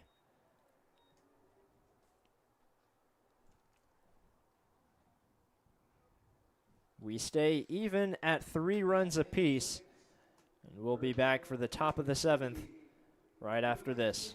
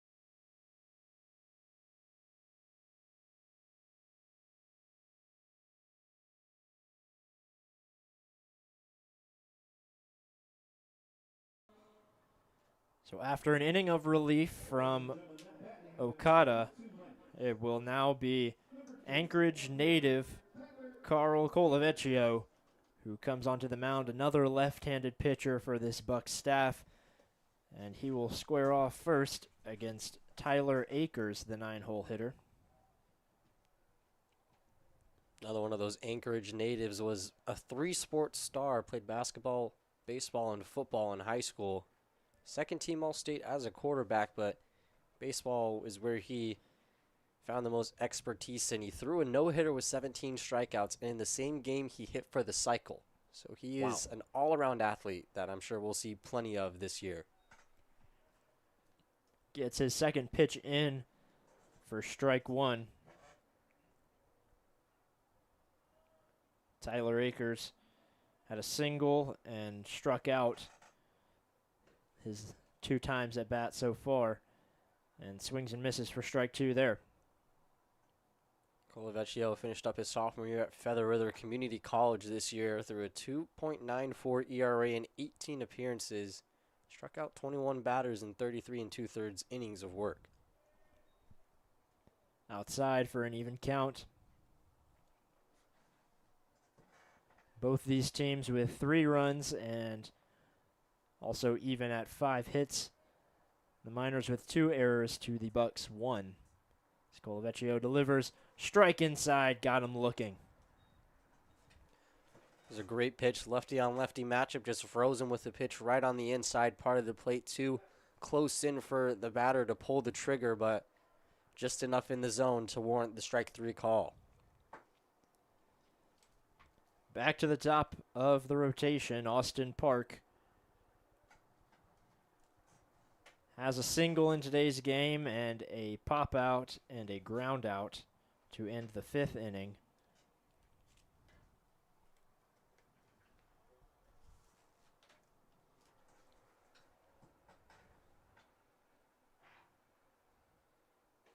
Swings and misses.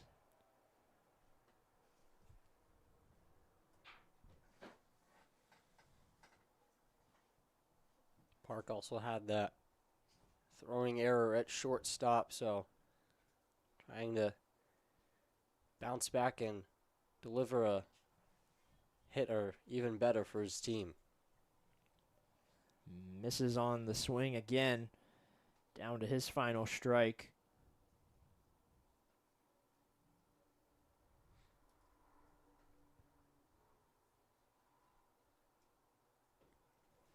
Low for ball 2. 1 out here in the top of the 7th.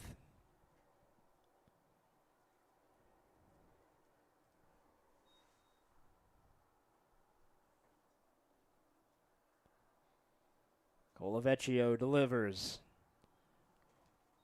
Pitch is way outside. Cannot find the glove of Luke Taylor for a full count. Colavecchio looking down must have slipped off of his fingers there. Try to get some of that grip back for this payoff pitch.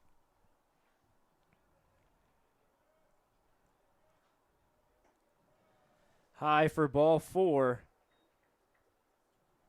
And Austin Park is on base for the second time in today's game. Now Jackson Babcock, the right fielder, stepping up to bat. Hit a single and reached home in the 6th inning. Right fielder, number 9, Jackson Babcock. I really didn't realize how many left-handed hitters the Miners had until Okada and Colavecchio have come out in all the lefty-on-lefty matchups. Certainly a team that will see plenty of southpaws in, but you also wonder if the Miners will think twice about putting so many lefties in their lineup because of that same reason.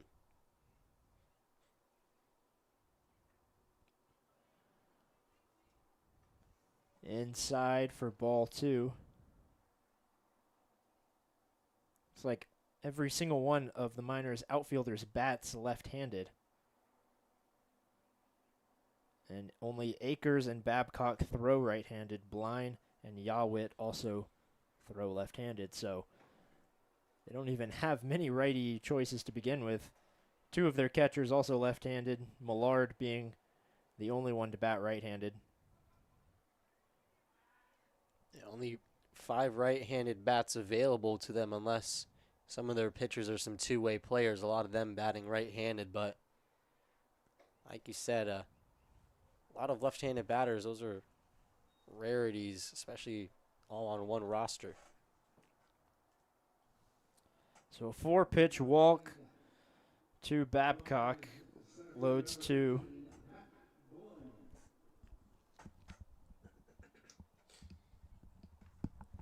Matt Blind, the center fielder.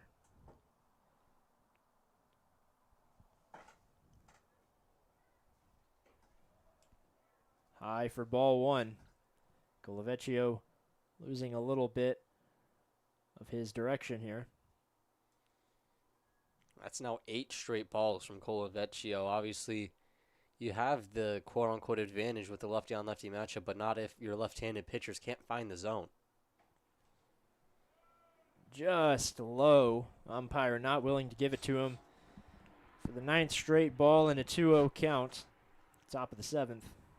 Colavecchio is lucky we're not at Texas A&M and College Station. Otherwise, they would certainly be letting him hear it right now. The runners go. Firing to third, safe. So Park heading to third safely and Babcock to second.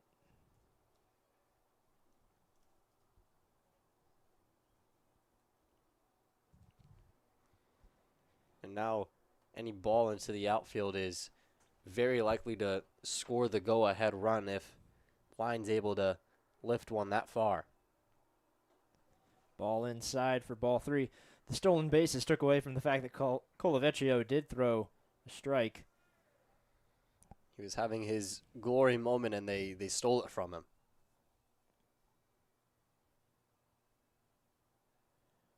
We'll see if he can find his glory. Delivering here, popped up into deep right field. Dara able to make the catch, firing in. A run will score. And the Miners have runners at the corners with 2 outs, up by 1. Blind does his job. He's not able to get on safely, but he's still able to take that fly ball deep enough to score the run and also advance another runner to third. And now the Miners with the one-run lead, and Bucs playing from behind in the 8th. Or excuse me, going into the bottom of the 7th. The only thing is, how many will it be? Will it just be the one? So Blake Yawitt coming in for the DH Cooper Grace. Yawitt bats left-handed, as we mentioned a second ago, throws left-handed as well, from Irvine Valley Community College and also from Alaska, Eagle River.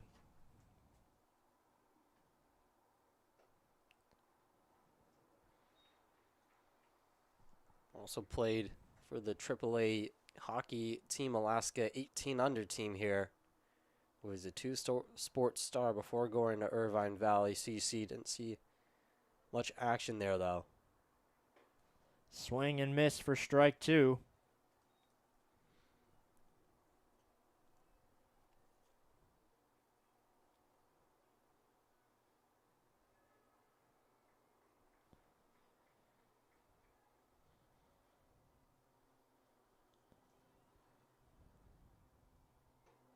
In there for strike 3, rings him up looking. So the third out comes on a backwards K. And that will do it for the top of the 7th. Miners up 4-3 over the Bucs as we head into the 7th inning stretch.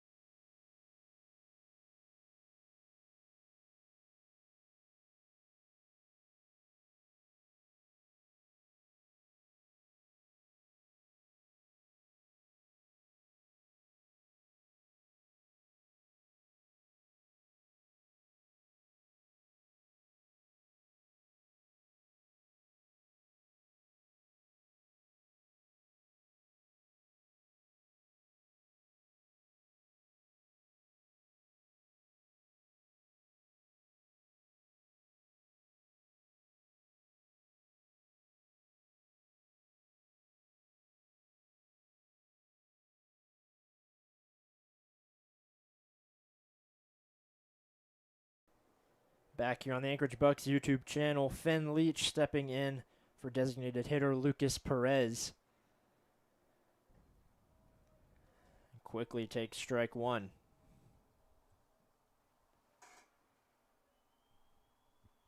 I think he might be in for the second baseman, Andrew Sheffield. Perez was the one who grounded out yesterday. Leach able to play both shortstop and second base like he's done at ASU this year. Has only played at shortstop here so far. Started the first 2 games. Wasn't in the starting lineup today. Maybe a spark at the bottom of the lineup for the Bucs that head coach Kirk Schreider is trying to get here. Forgot to fill in for Lucas Perez on my scorebook. And a pitch down before it ever reaches the plate. 1 ball, 2 strikes to Leach. Thought that pitch hit him, but I guess because it bounced down in the dirt beforehand, it may have just completely missed him too. My eyes may have deceived me for all I know. Either way, though, Leach just trying to be a spark at the bottom of the lineup and try to turn over this batting order.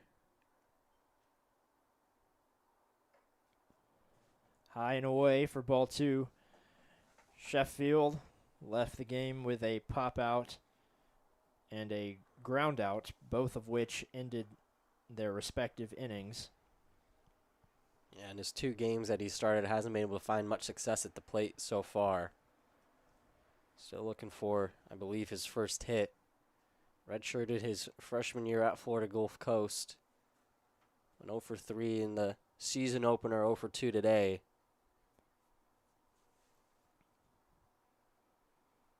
Now in the portal if any coaches want to take on a second baseman.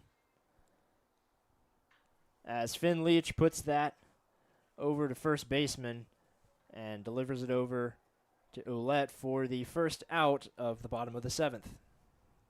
It was a pretty hard hit ball, but Pearson was able to be in the perfect spot to field that one for a very hard hit first out, but that'll turn over the lineup to Dara, who is 1 for 2, but has ended up on third base twice with a triple and then walked before finding his way over to third once again.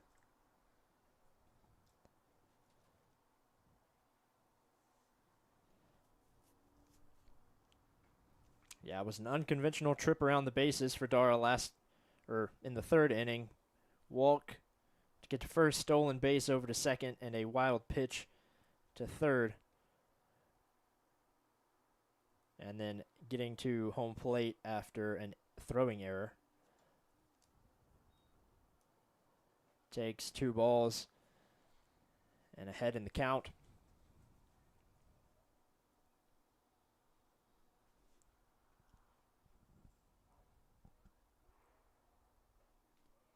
Just inside for ball 3.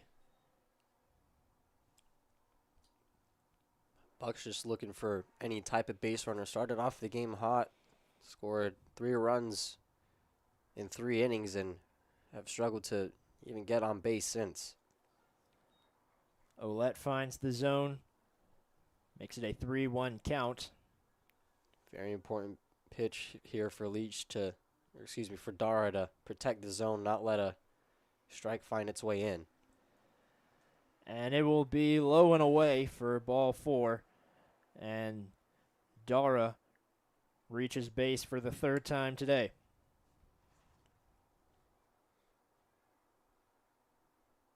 It's especially important because of how speedy he can be on the base pass. We saw back in the 3rd, he drew a walk and eventually made his way all the way around the bases to score. Bucks will take runs any way they can get here today, especially down 1 run right now. So Garcia, the center fielder, up to bat. Takes for strike 1.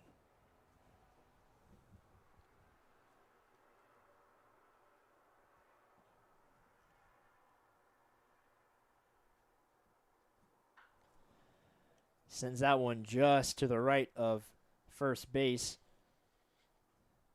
Foul for strike 2.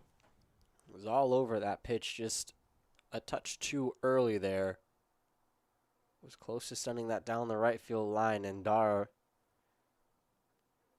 Likely would have gotten to third, depending on how far the ball traveled. If it went all the way to the wall, I might have been able to reach home, but Garcia is still alive in the count. Inside, nearly hitting the hands of Garcia for ball one. Garcia did get hit by a pitch in the first inning.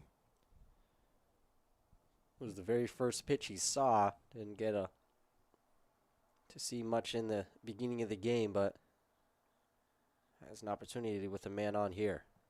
Outside for ball two. There goes Dara. He's going to be safe at second. Last stolen base brought to you by The shortstop, Austin Park, thought he got him on the run. That was a pretty close play for sure, but a gutsy stolen base from Dara, too. Able to use those long strides and move in a scoring position, and also able to now more likely avoid a double play if a grounder were to stay in the infield. Got Garcia looking. Garcia didn't agree. Strike three and out two. Here in the bottom of the seventh. Certainly a close call on the outside part of the plate there. First strike call, Garcia kind of took a couple seconds to look back at the home plate umpire, and the third strike call didn't look like he agreed with it either. Catcher Luke Taylor has a single, a strikeout, and reached in the fifth on a fielder's choice.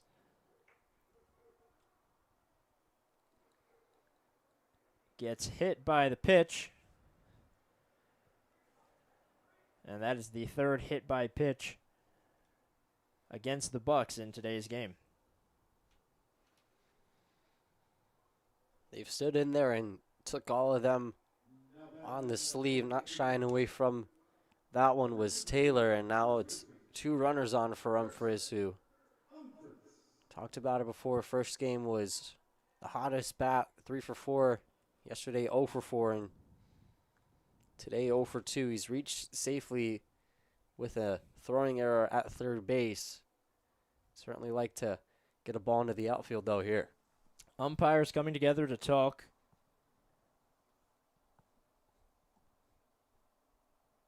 I think they were talking about whether that ended up hitting Taylor. I wasn't so sure myself. Yeah, definitely heard a sound that might have been the butt of the bat or just one of the accessories that he was wearing. Either way, the call stands, and there's two runners on for Umphris. Ball inside to Umphris for ball one.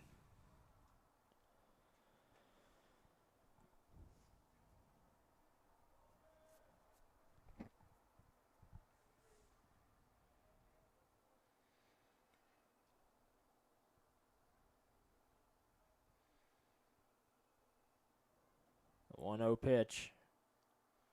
Looking back to Dara and delivering. Strike one. It's a hard pitch to take there. Fastball right down Main Street. Obviously, it's early in the at-bat, but Umphris might not see a better pitch than that one.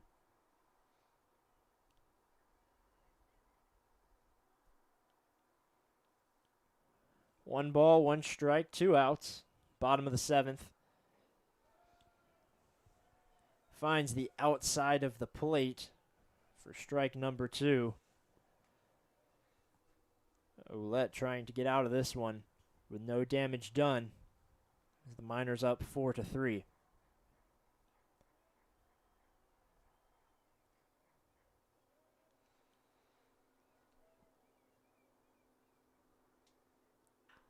Puts the ball in play over to first baseman Pearson.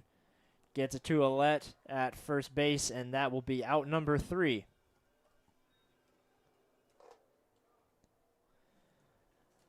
So the Bucs with 2 more innings to take the lead. We head to the top of the 8th. Your score, Miners 4, Bucs 3.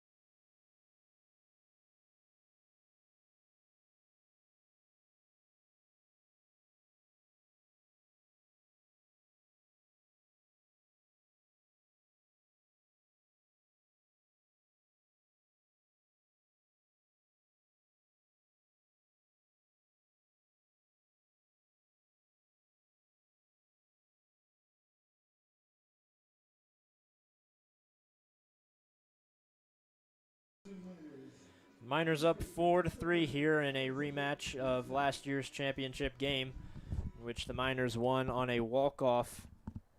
Not a pleasant memory for Bucs fans. Colavecchio still on the mound. Gets a slow breaking ball in for a swing and a miss and strike one. How close this game is, and if it stays this way, the Bucs have a chance to pull a Uno reverse card and walk off the Miners, but first they have to get to the ninth. Still got plenty more baseball to play before then.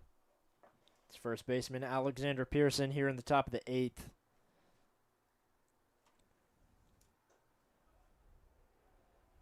Finds the outside for strike two.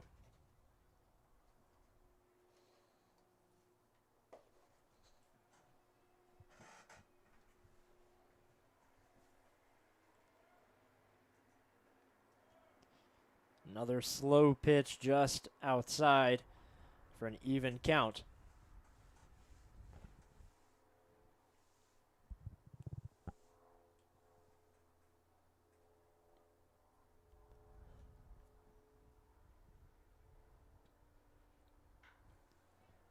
Put into play off the arm of Umphris. Pearson heading around for second. He'll have a stand-up double with no outs here in the top of the eighth.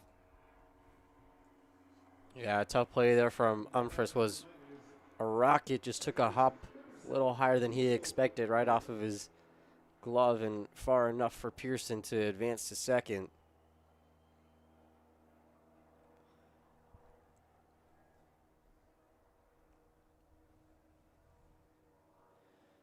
It's now Toth, who started at second and moved to third when Cash Millar came into the game. He sends that one into center field. And caught by Garcia and tagging up. Pearson heading to third. And now one out with a runner 90 feet away for the Miners. Yeah, heads up play there by Pearson to take advantage. It was a sharply hit ball, but Garcia was ranging to his left and had to throw across his body.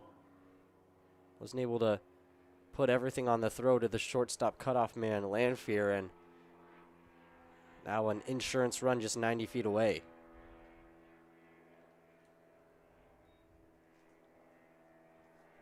Takes for ball one. It's now Cash Millar up to bat, the second baseman, who came in the sixth inning and walked his first plate appearance.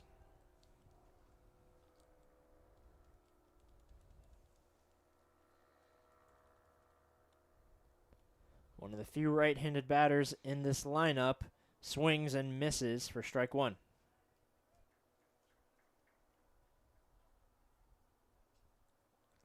All the infielder playing at the depth where if it get a ground out, they're going to make sure Pearson stays at third and has no chance of advancing home. Check swing. They're going to say he did not go around, or they're going to appeal now to the umpire at second base. He will say they did not go around, and it will be a 3-1 count. Yeah, another close call. Definitely could have gone either way. Now a crucial pitch for Colavecchio. Right down the middle. Full count now. Still have Pearson at third. One out in the top of the eighth. Colavecchio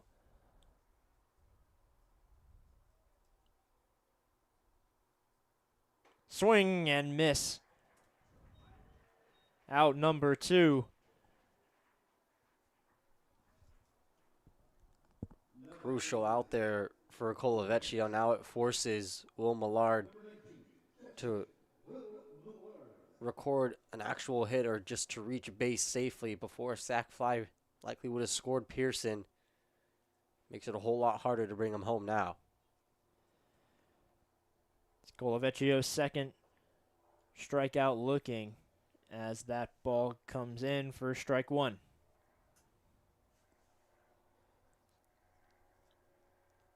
Like you mentioned, Will Millard, the catcher, up to bat. Paints the other side of the zone for strike two.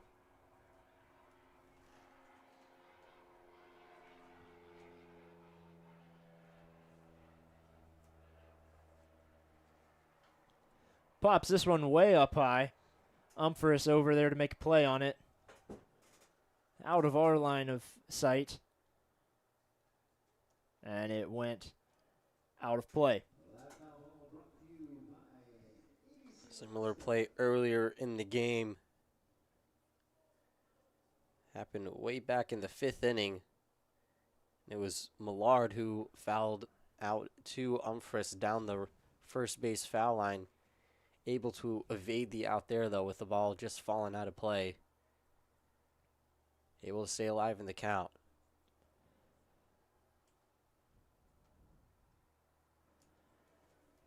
Low and way inside. Ball one. Colavecchio just needing one more strike to get out of trouble in the 8th inning.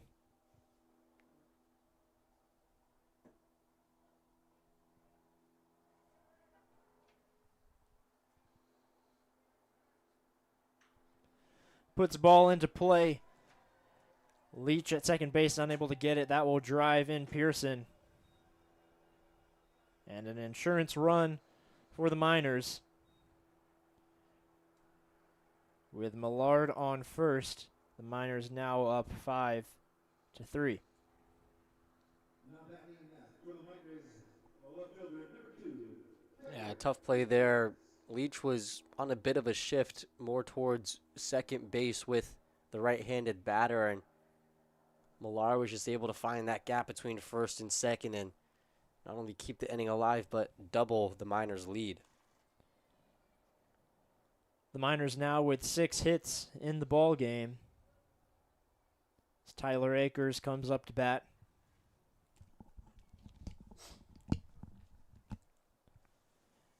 Inside for ball one.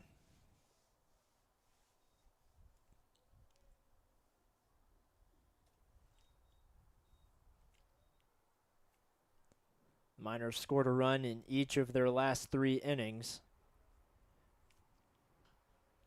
Fouls back for strike one. It's the first hit given up since the 6th inning, but Miners have been able to score a run in 3 consecutive innings now, just off of unforced errors and free passes given by the Bucs, which was a big part of their first loss of the season. Last inning was a pair of walks and successful stolen bases that was able to score Park from third on a sac fly. This time it's an error at first and an RBI single from Millard. Fouls another pitch back for strike two. And in a game like this where the bats aren't working as well as the Bucs want to, the margins get thinner and thinner. Now, a little more work needed to be done for the Bucs on the offensive side.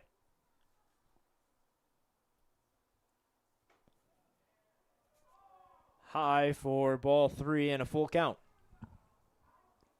Some Bucs fans behind home plate that were patiently waiting for a strike call that never came, and you could hear their disappointment.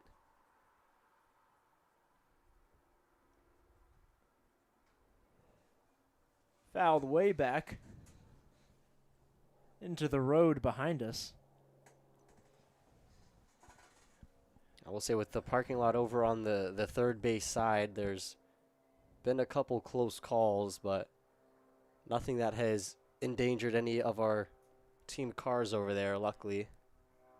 Our Ford Explorer is holding strong. The Buckmobile, as they call it, outside for ball four. And a 2-out walk with runners on first and second. Now batting for the Miners, Excellent patience from Akers on a full count, taking a few swings already. And that time, tracking the pitch the whole way through. So it was a close call, but taking first base. And now a quick mound visit between Luke Taylor and Carl Colavecchio. And the rest of the infield will decide to come in.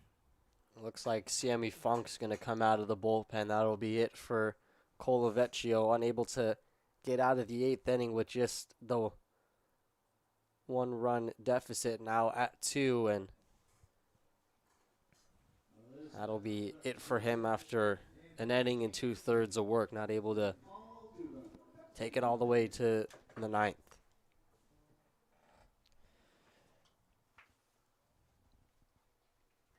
And in a close game like this, you want to go ahead and pull the pitcher if he's struggling. And that's exactly what they do with Colavecchio.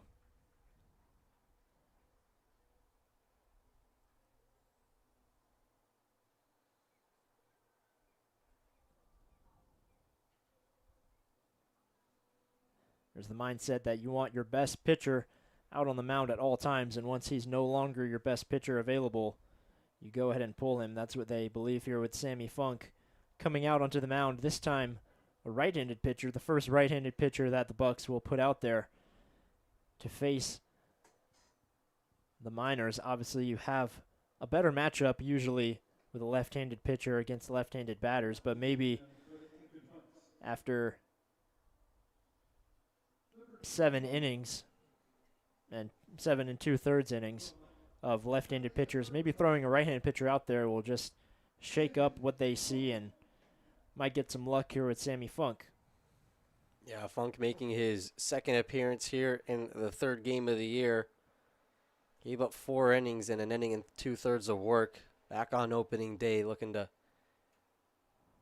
help his team out of a pinch here with 2 runners on and 2 out. Try to keep it a 5-3 ball game and let your offense go to work and try to cut into this deficit. Like you said, one of the only right-handers we've seen all day. It's been 2 lefties out of the bullpen, and now Funk, the righty, to face a plethora of left-handed batters. Usually he's probably used to a lot more righties faced, but he'll face a righty here, which might have gone into the decision to go with a right-handed batter with Austin Park being a righty. So all he needs to do is get one out to get out of the inning and help the Bucs live to fight another day.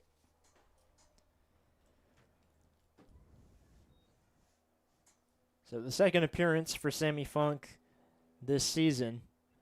First ball going high for ball 1.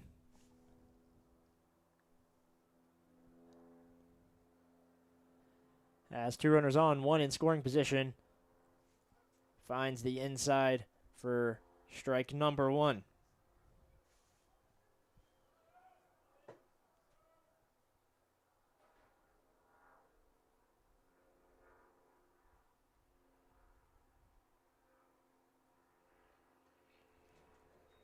Tipped and fouled back for strike 2. Quick 2 strikes from Funk, wasting no time attacking Park in the batter's box. Now just 1 strike away from getting out of the inning.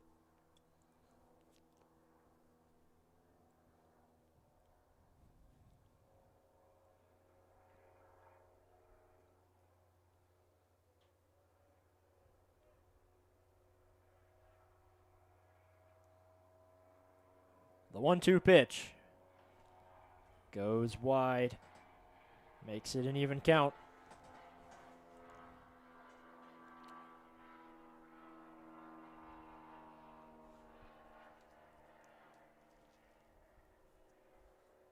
Two balls, 2 strikes, 2 outs in the top of the 8th, and a 2-run lead for the Miners as Funk delivers, and foul ball just outside the left foul line. Austin Park almost able to drive in a run there. Yeah, I was only fouled by a couple feet. A very close call for Funk. Park almost timed him up perfectly there to pull one down the left field line. Now he's got to be a lot more careful about which pitch he chooses.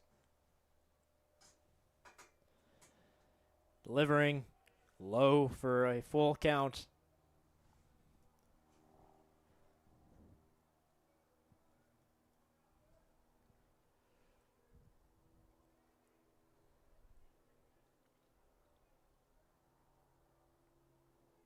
Funk with the payoff pitch. Runners go. Popped way up into the air. Coming down, Hayden Miller gets the third out in foul territory. And Funk comes in for relief and gets out of trouble here in the 8th inning.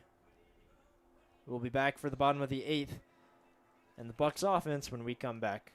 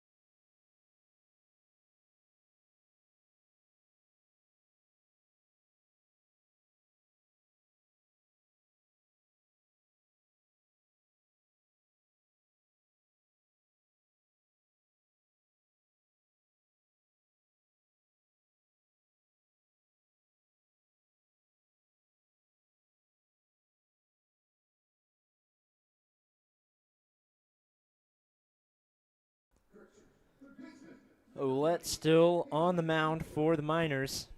It's done very well so far. And Hayden Miller, who just caught the third out in the top of the 8th, steps up to the plate. Yeah, he's thrown 3 scoreless innings already. He's only given up 2 hits, a walk, and a hit by pitch in that span. So he's had a strong outing, and there's no reason for the Miners to throw another arm out there if he's dealing the way he is. Miller fouling back and hitting a car at the apartments across from us, folks. It is in the yard at 16th Avenue Apartments in Anchorage, Alaska. I think the car's okay. I think it just hit the tire. He had me worried for a second. I can't see where that's at, so I was held in suspense there for a minute, wondering if Hayden Miller's going to receive a bill in the mail. 2 balls, 1 strike to Miller.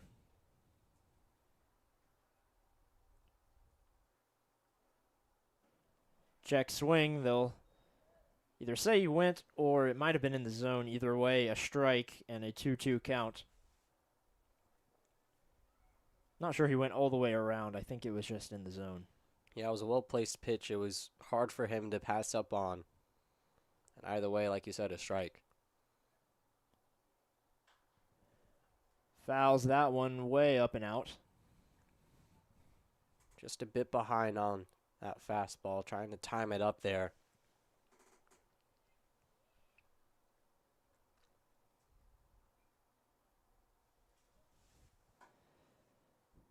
The 2-2 pitch from Ouellette. In there for strike 3, gets Miller looking.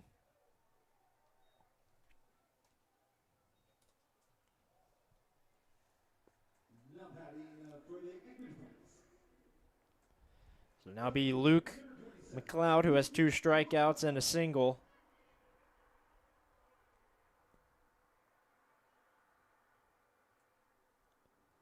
He'll come up in the bottom of the 8th with 1 out, nobody on. Outside for ball 1. McLeod showed off his power yesterday with that triple. Certainly something that the Bucs could use right now, or even a base runner might ignite something in this lineup. Those have been hard to come by in the last couple innings with Ouellette on the mound. A ball, a strike, and out, and Luke McLeod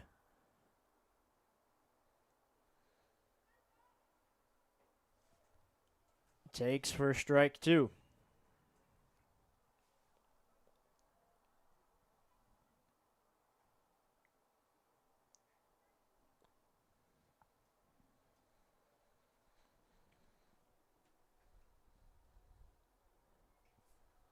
That ball just outside makes it an even count at 2.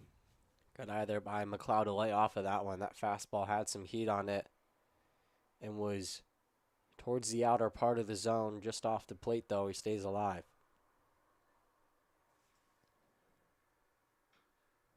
Fouls that one just behind him. Count stays even.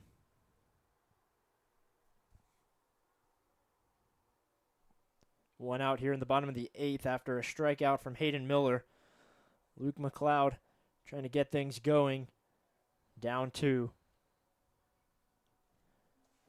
And a full count. Great way to work back into this count after falling behind 1-2. Lays off a couple pitches outside, fouls one off in the zone. Big pitch here coming.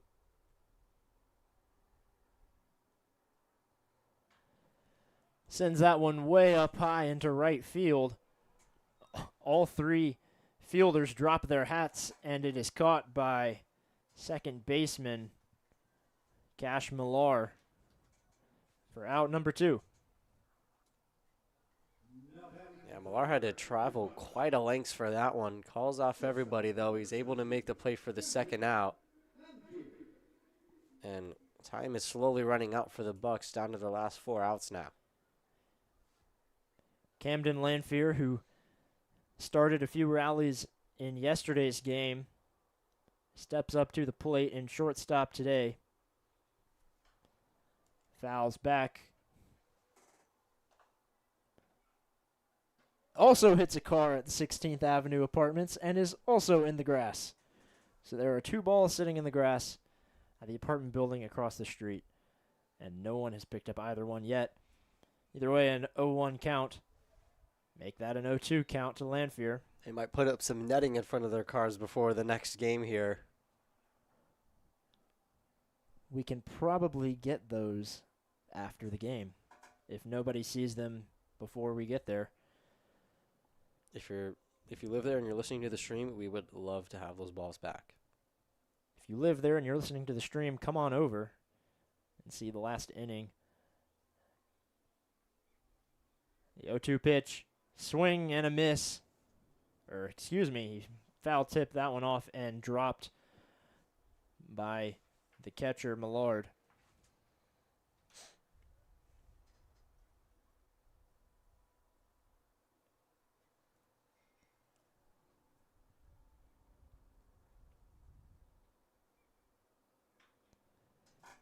Fouls that pitch just outside the left foul line.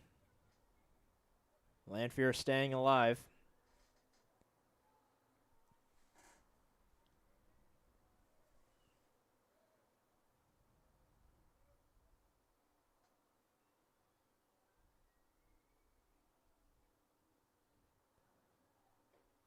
And got him looking for the second looking strikeout of the inning. Ouellette staying hot through 4 innings. And that'll do it for the bottom of the 8th. We head to the 9th when we come back.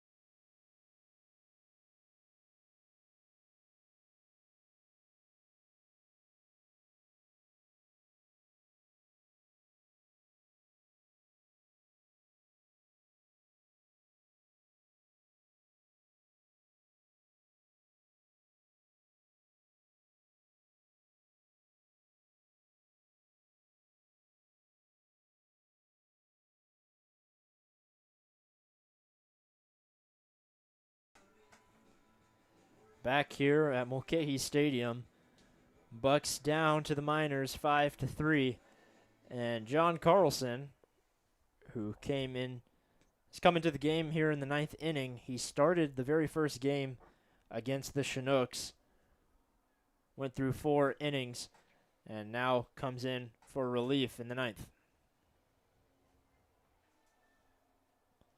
His first pitch inside for ball 1 from California Baptist University, along with a couple of these Miners players. As that ball gets put into play over to second base, Carlson coming over and stepping on the bag and retires right fielder Jackson Babcock. Heads up play there by Carlson to cover first. Umphris was looking like he was going to be able to feel the ball just barely out of his reach, though, and back to his second baseman Leach. Umphris would not have been able to get back in time, but Carlson saw it immediately and sprinted off the mound to beat Babcock there.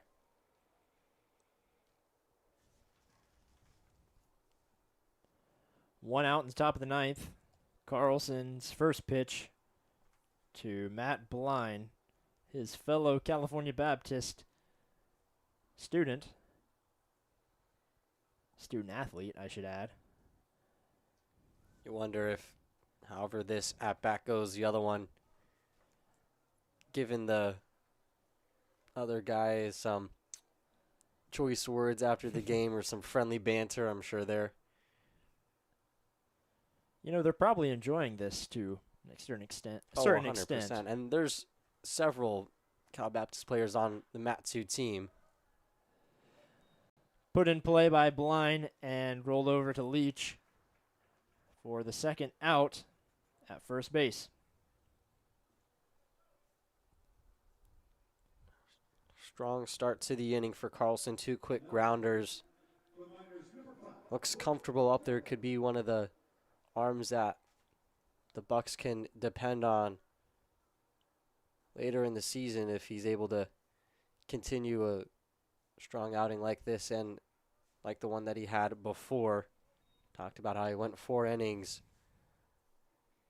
Didn't give up too many hits or too many runs. Delivers the first ball for strike 1, a fastball.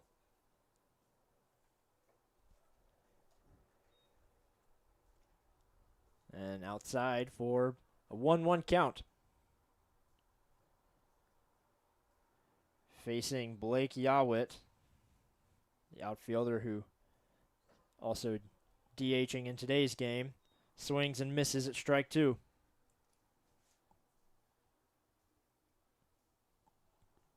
Whether it's been Grace or Yawit, this fourth batter in the lineup has not fared well. 4 strikeouts already between the 2 batters. Hits that one just foul. Bounces to the left of the third base bag. Stays 1-2. Looked like it started off fair and just veered foul. Yawit not too far from having either an infield single or an extremely close play at first. Up and away for ball 2. Carlson looking to get out of the top of the 9th here with 2 outs and a 2-2 count. 1-2-3 inning might also spark something in his offense. Got him looking. Carlson ends the inning with a strikeout. And the Bucs down to their final 3 outs. Stepping up to the plate in the bottom of the 9th will be Perez, Leach, and Ryan Dara. We will be back for the last frame, potentially, when we come back.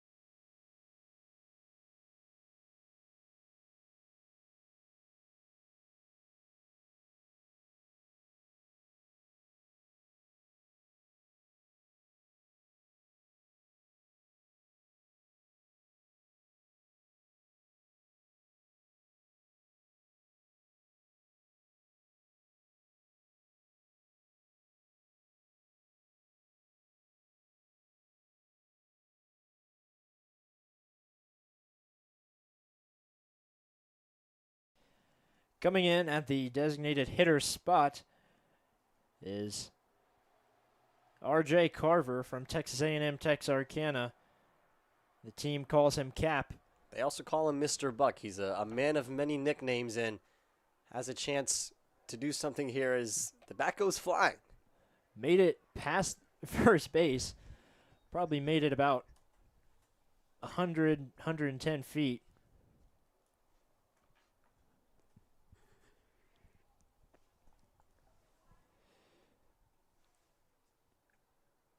Perez did not get on base in his 3 at-bats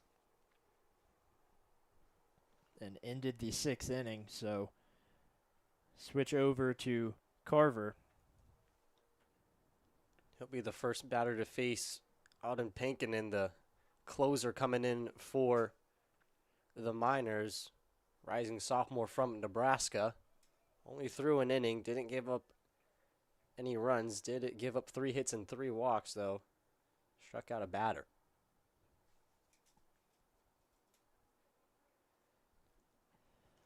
1-2 count to Carver.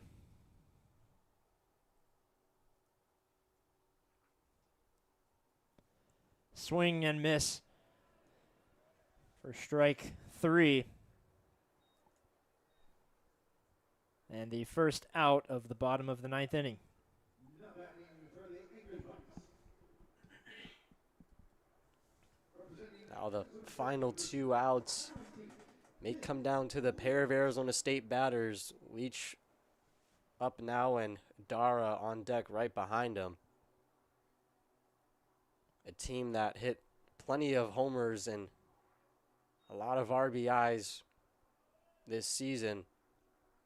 These guys saw all of that. Try to replicate it here. Leach came in the 7th inning and grounded out to first base. As he sees strike 1.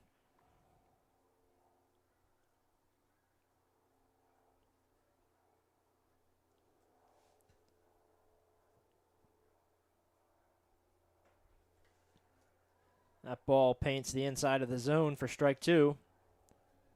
Pankinen's fastball has some zip on it, and his command of it is, like you said, right on the corner. Hard pitch for Leach to get on top of. Leach sends that one just foul. Almost caught up to the pitch there. That one definitely slowed down a little more. Allowed him to get a piece of it.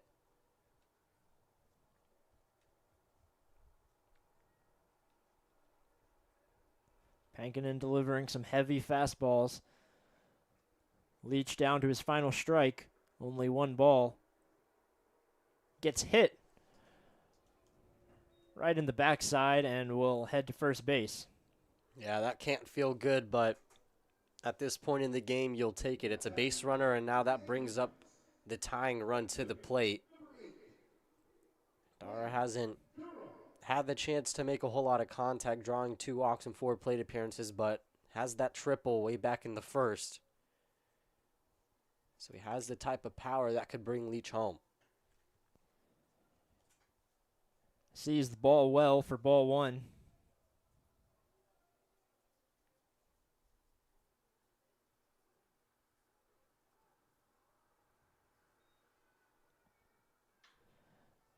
Sends the ball just a little foul. Basically the same spot Leach put it. That results in 1 ball, 1 strike. Yeah, just a little bit in front of that. Didn't get all of it either, as it was a dribbler down the foul line. Seen 2 pitches now. Try to time this one up weller. Finds the outside corner for strike 2. 1 out in the bottom of the 9th. Ryan Dara, the leadoff hitter, with Finn Leach fouls back. Just barely able to stay alive with that one. It was up in the zone. Didn't want to take the chance to see if it would land in that upper half, and chose to live to find another day in the box. Low and away for ball 2.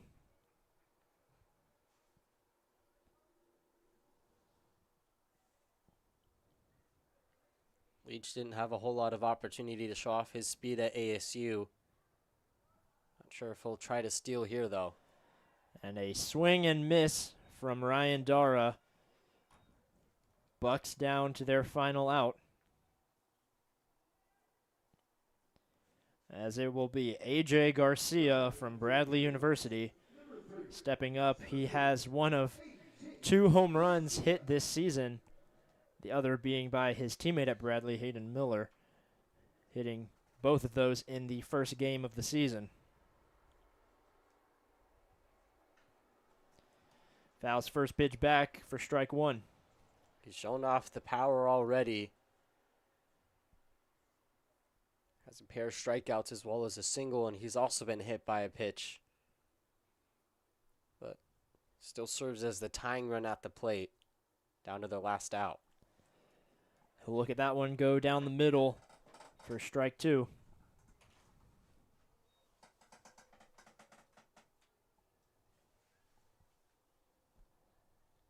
Final strike for the Bucks. Fouls it back. That one able to evade any cars in the parking lot.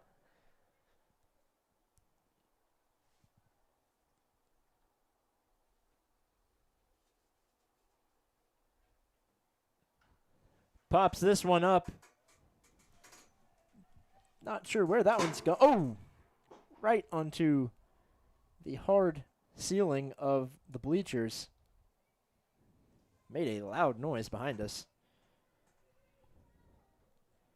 We were wondering where it was. We found out very quickly. It let us know for sure. Garcia up. Final out. Out ball. Low for ball 1. Pankinen definitely has that heater, but doesn't have as good of a command as he started off the inning with. Last couple times he's thrown it hard, but it's just been unable to find the strike zone. And that hit the foot of Garcia, his second hit by pitch in today's game, and the second in a row. Not second in a row, second of the appearance for Pankinen. That was a tough one. You could see him grimace when it hit him right on the top of the foot. That can't feel good with all of the bone right there. Nonetheless, it's a base runner, 2 of them, and that'll bring the winning run up to the plate. It'll be Luke Taylor. Also got hit by a pitch in the 7th inning. Has a single, a strikeout, and reached on fielder's choice the 3 at-bats before that. And it looks like a mound visit here to talk to Pankinen. Taylor did not hit a homer at Long Beach State this past year. Only played in 14 games, 7 hits, 15 RBIs though. So when he was able to reach base safely, it came in big situations. Certainly what the Bucs are looking for right now. Comes from Holiday, Utah, was the number 2 prospect in the state back in 2024, rankings by perfect game. Big opportunity here to keep the Bucs' hopes alive of winning this game. Against the rival Matsu Miners, who ended the dreams of the Bucs last season in the championship game. First ball goes right down the middle for strike 1. Breaking ball, first pitch he sees. Might have been sitting fastball on that one. We've seen how much velocity Pankinen has been able to put under a couple of these fastballs. Low and away. 1-1 count. And for speed purposes, A.J. Garcia, even though he's at first, he had 17 stolen bases. So if an extra base hit were to happen here, he may have a chance to score from first all the way to home. Saved by the glove of Millard, as that one was outside too. For ball number 2.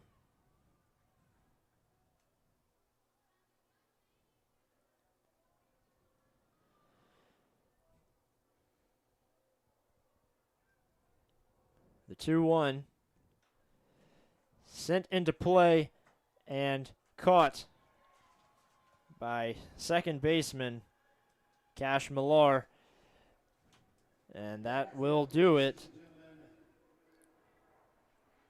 for the game today. Your final score, Miners 5, Bucks 3.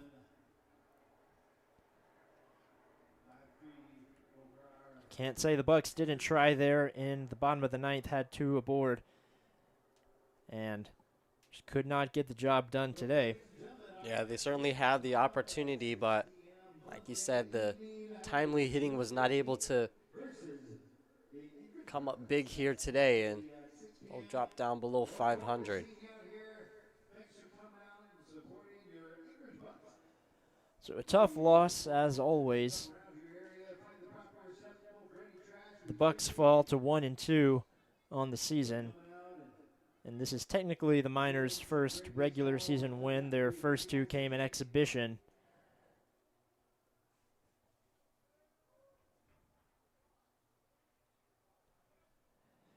So we want to thank you all for watching here on the Anchorage Bucs YouTube channel. I'm Ren Grimsley, alongside Jake Sloan. We'll be back tomorrow for more Anchorage Bucs action on the Anchorage Bucs YouTube channel. Alaska Highway Safety Office encourages you to, actually requires you to wear a seatbelt on your way home, so please drive home safe wherever you're headed. All right.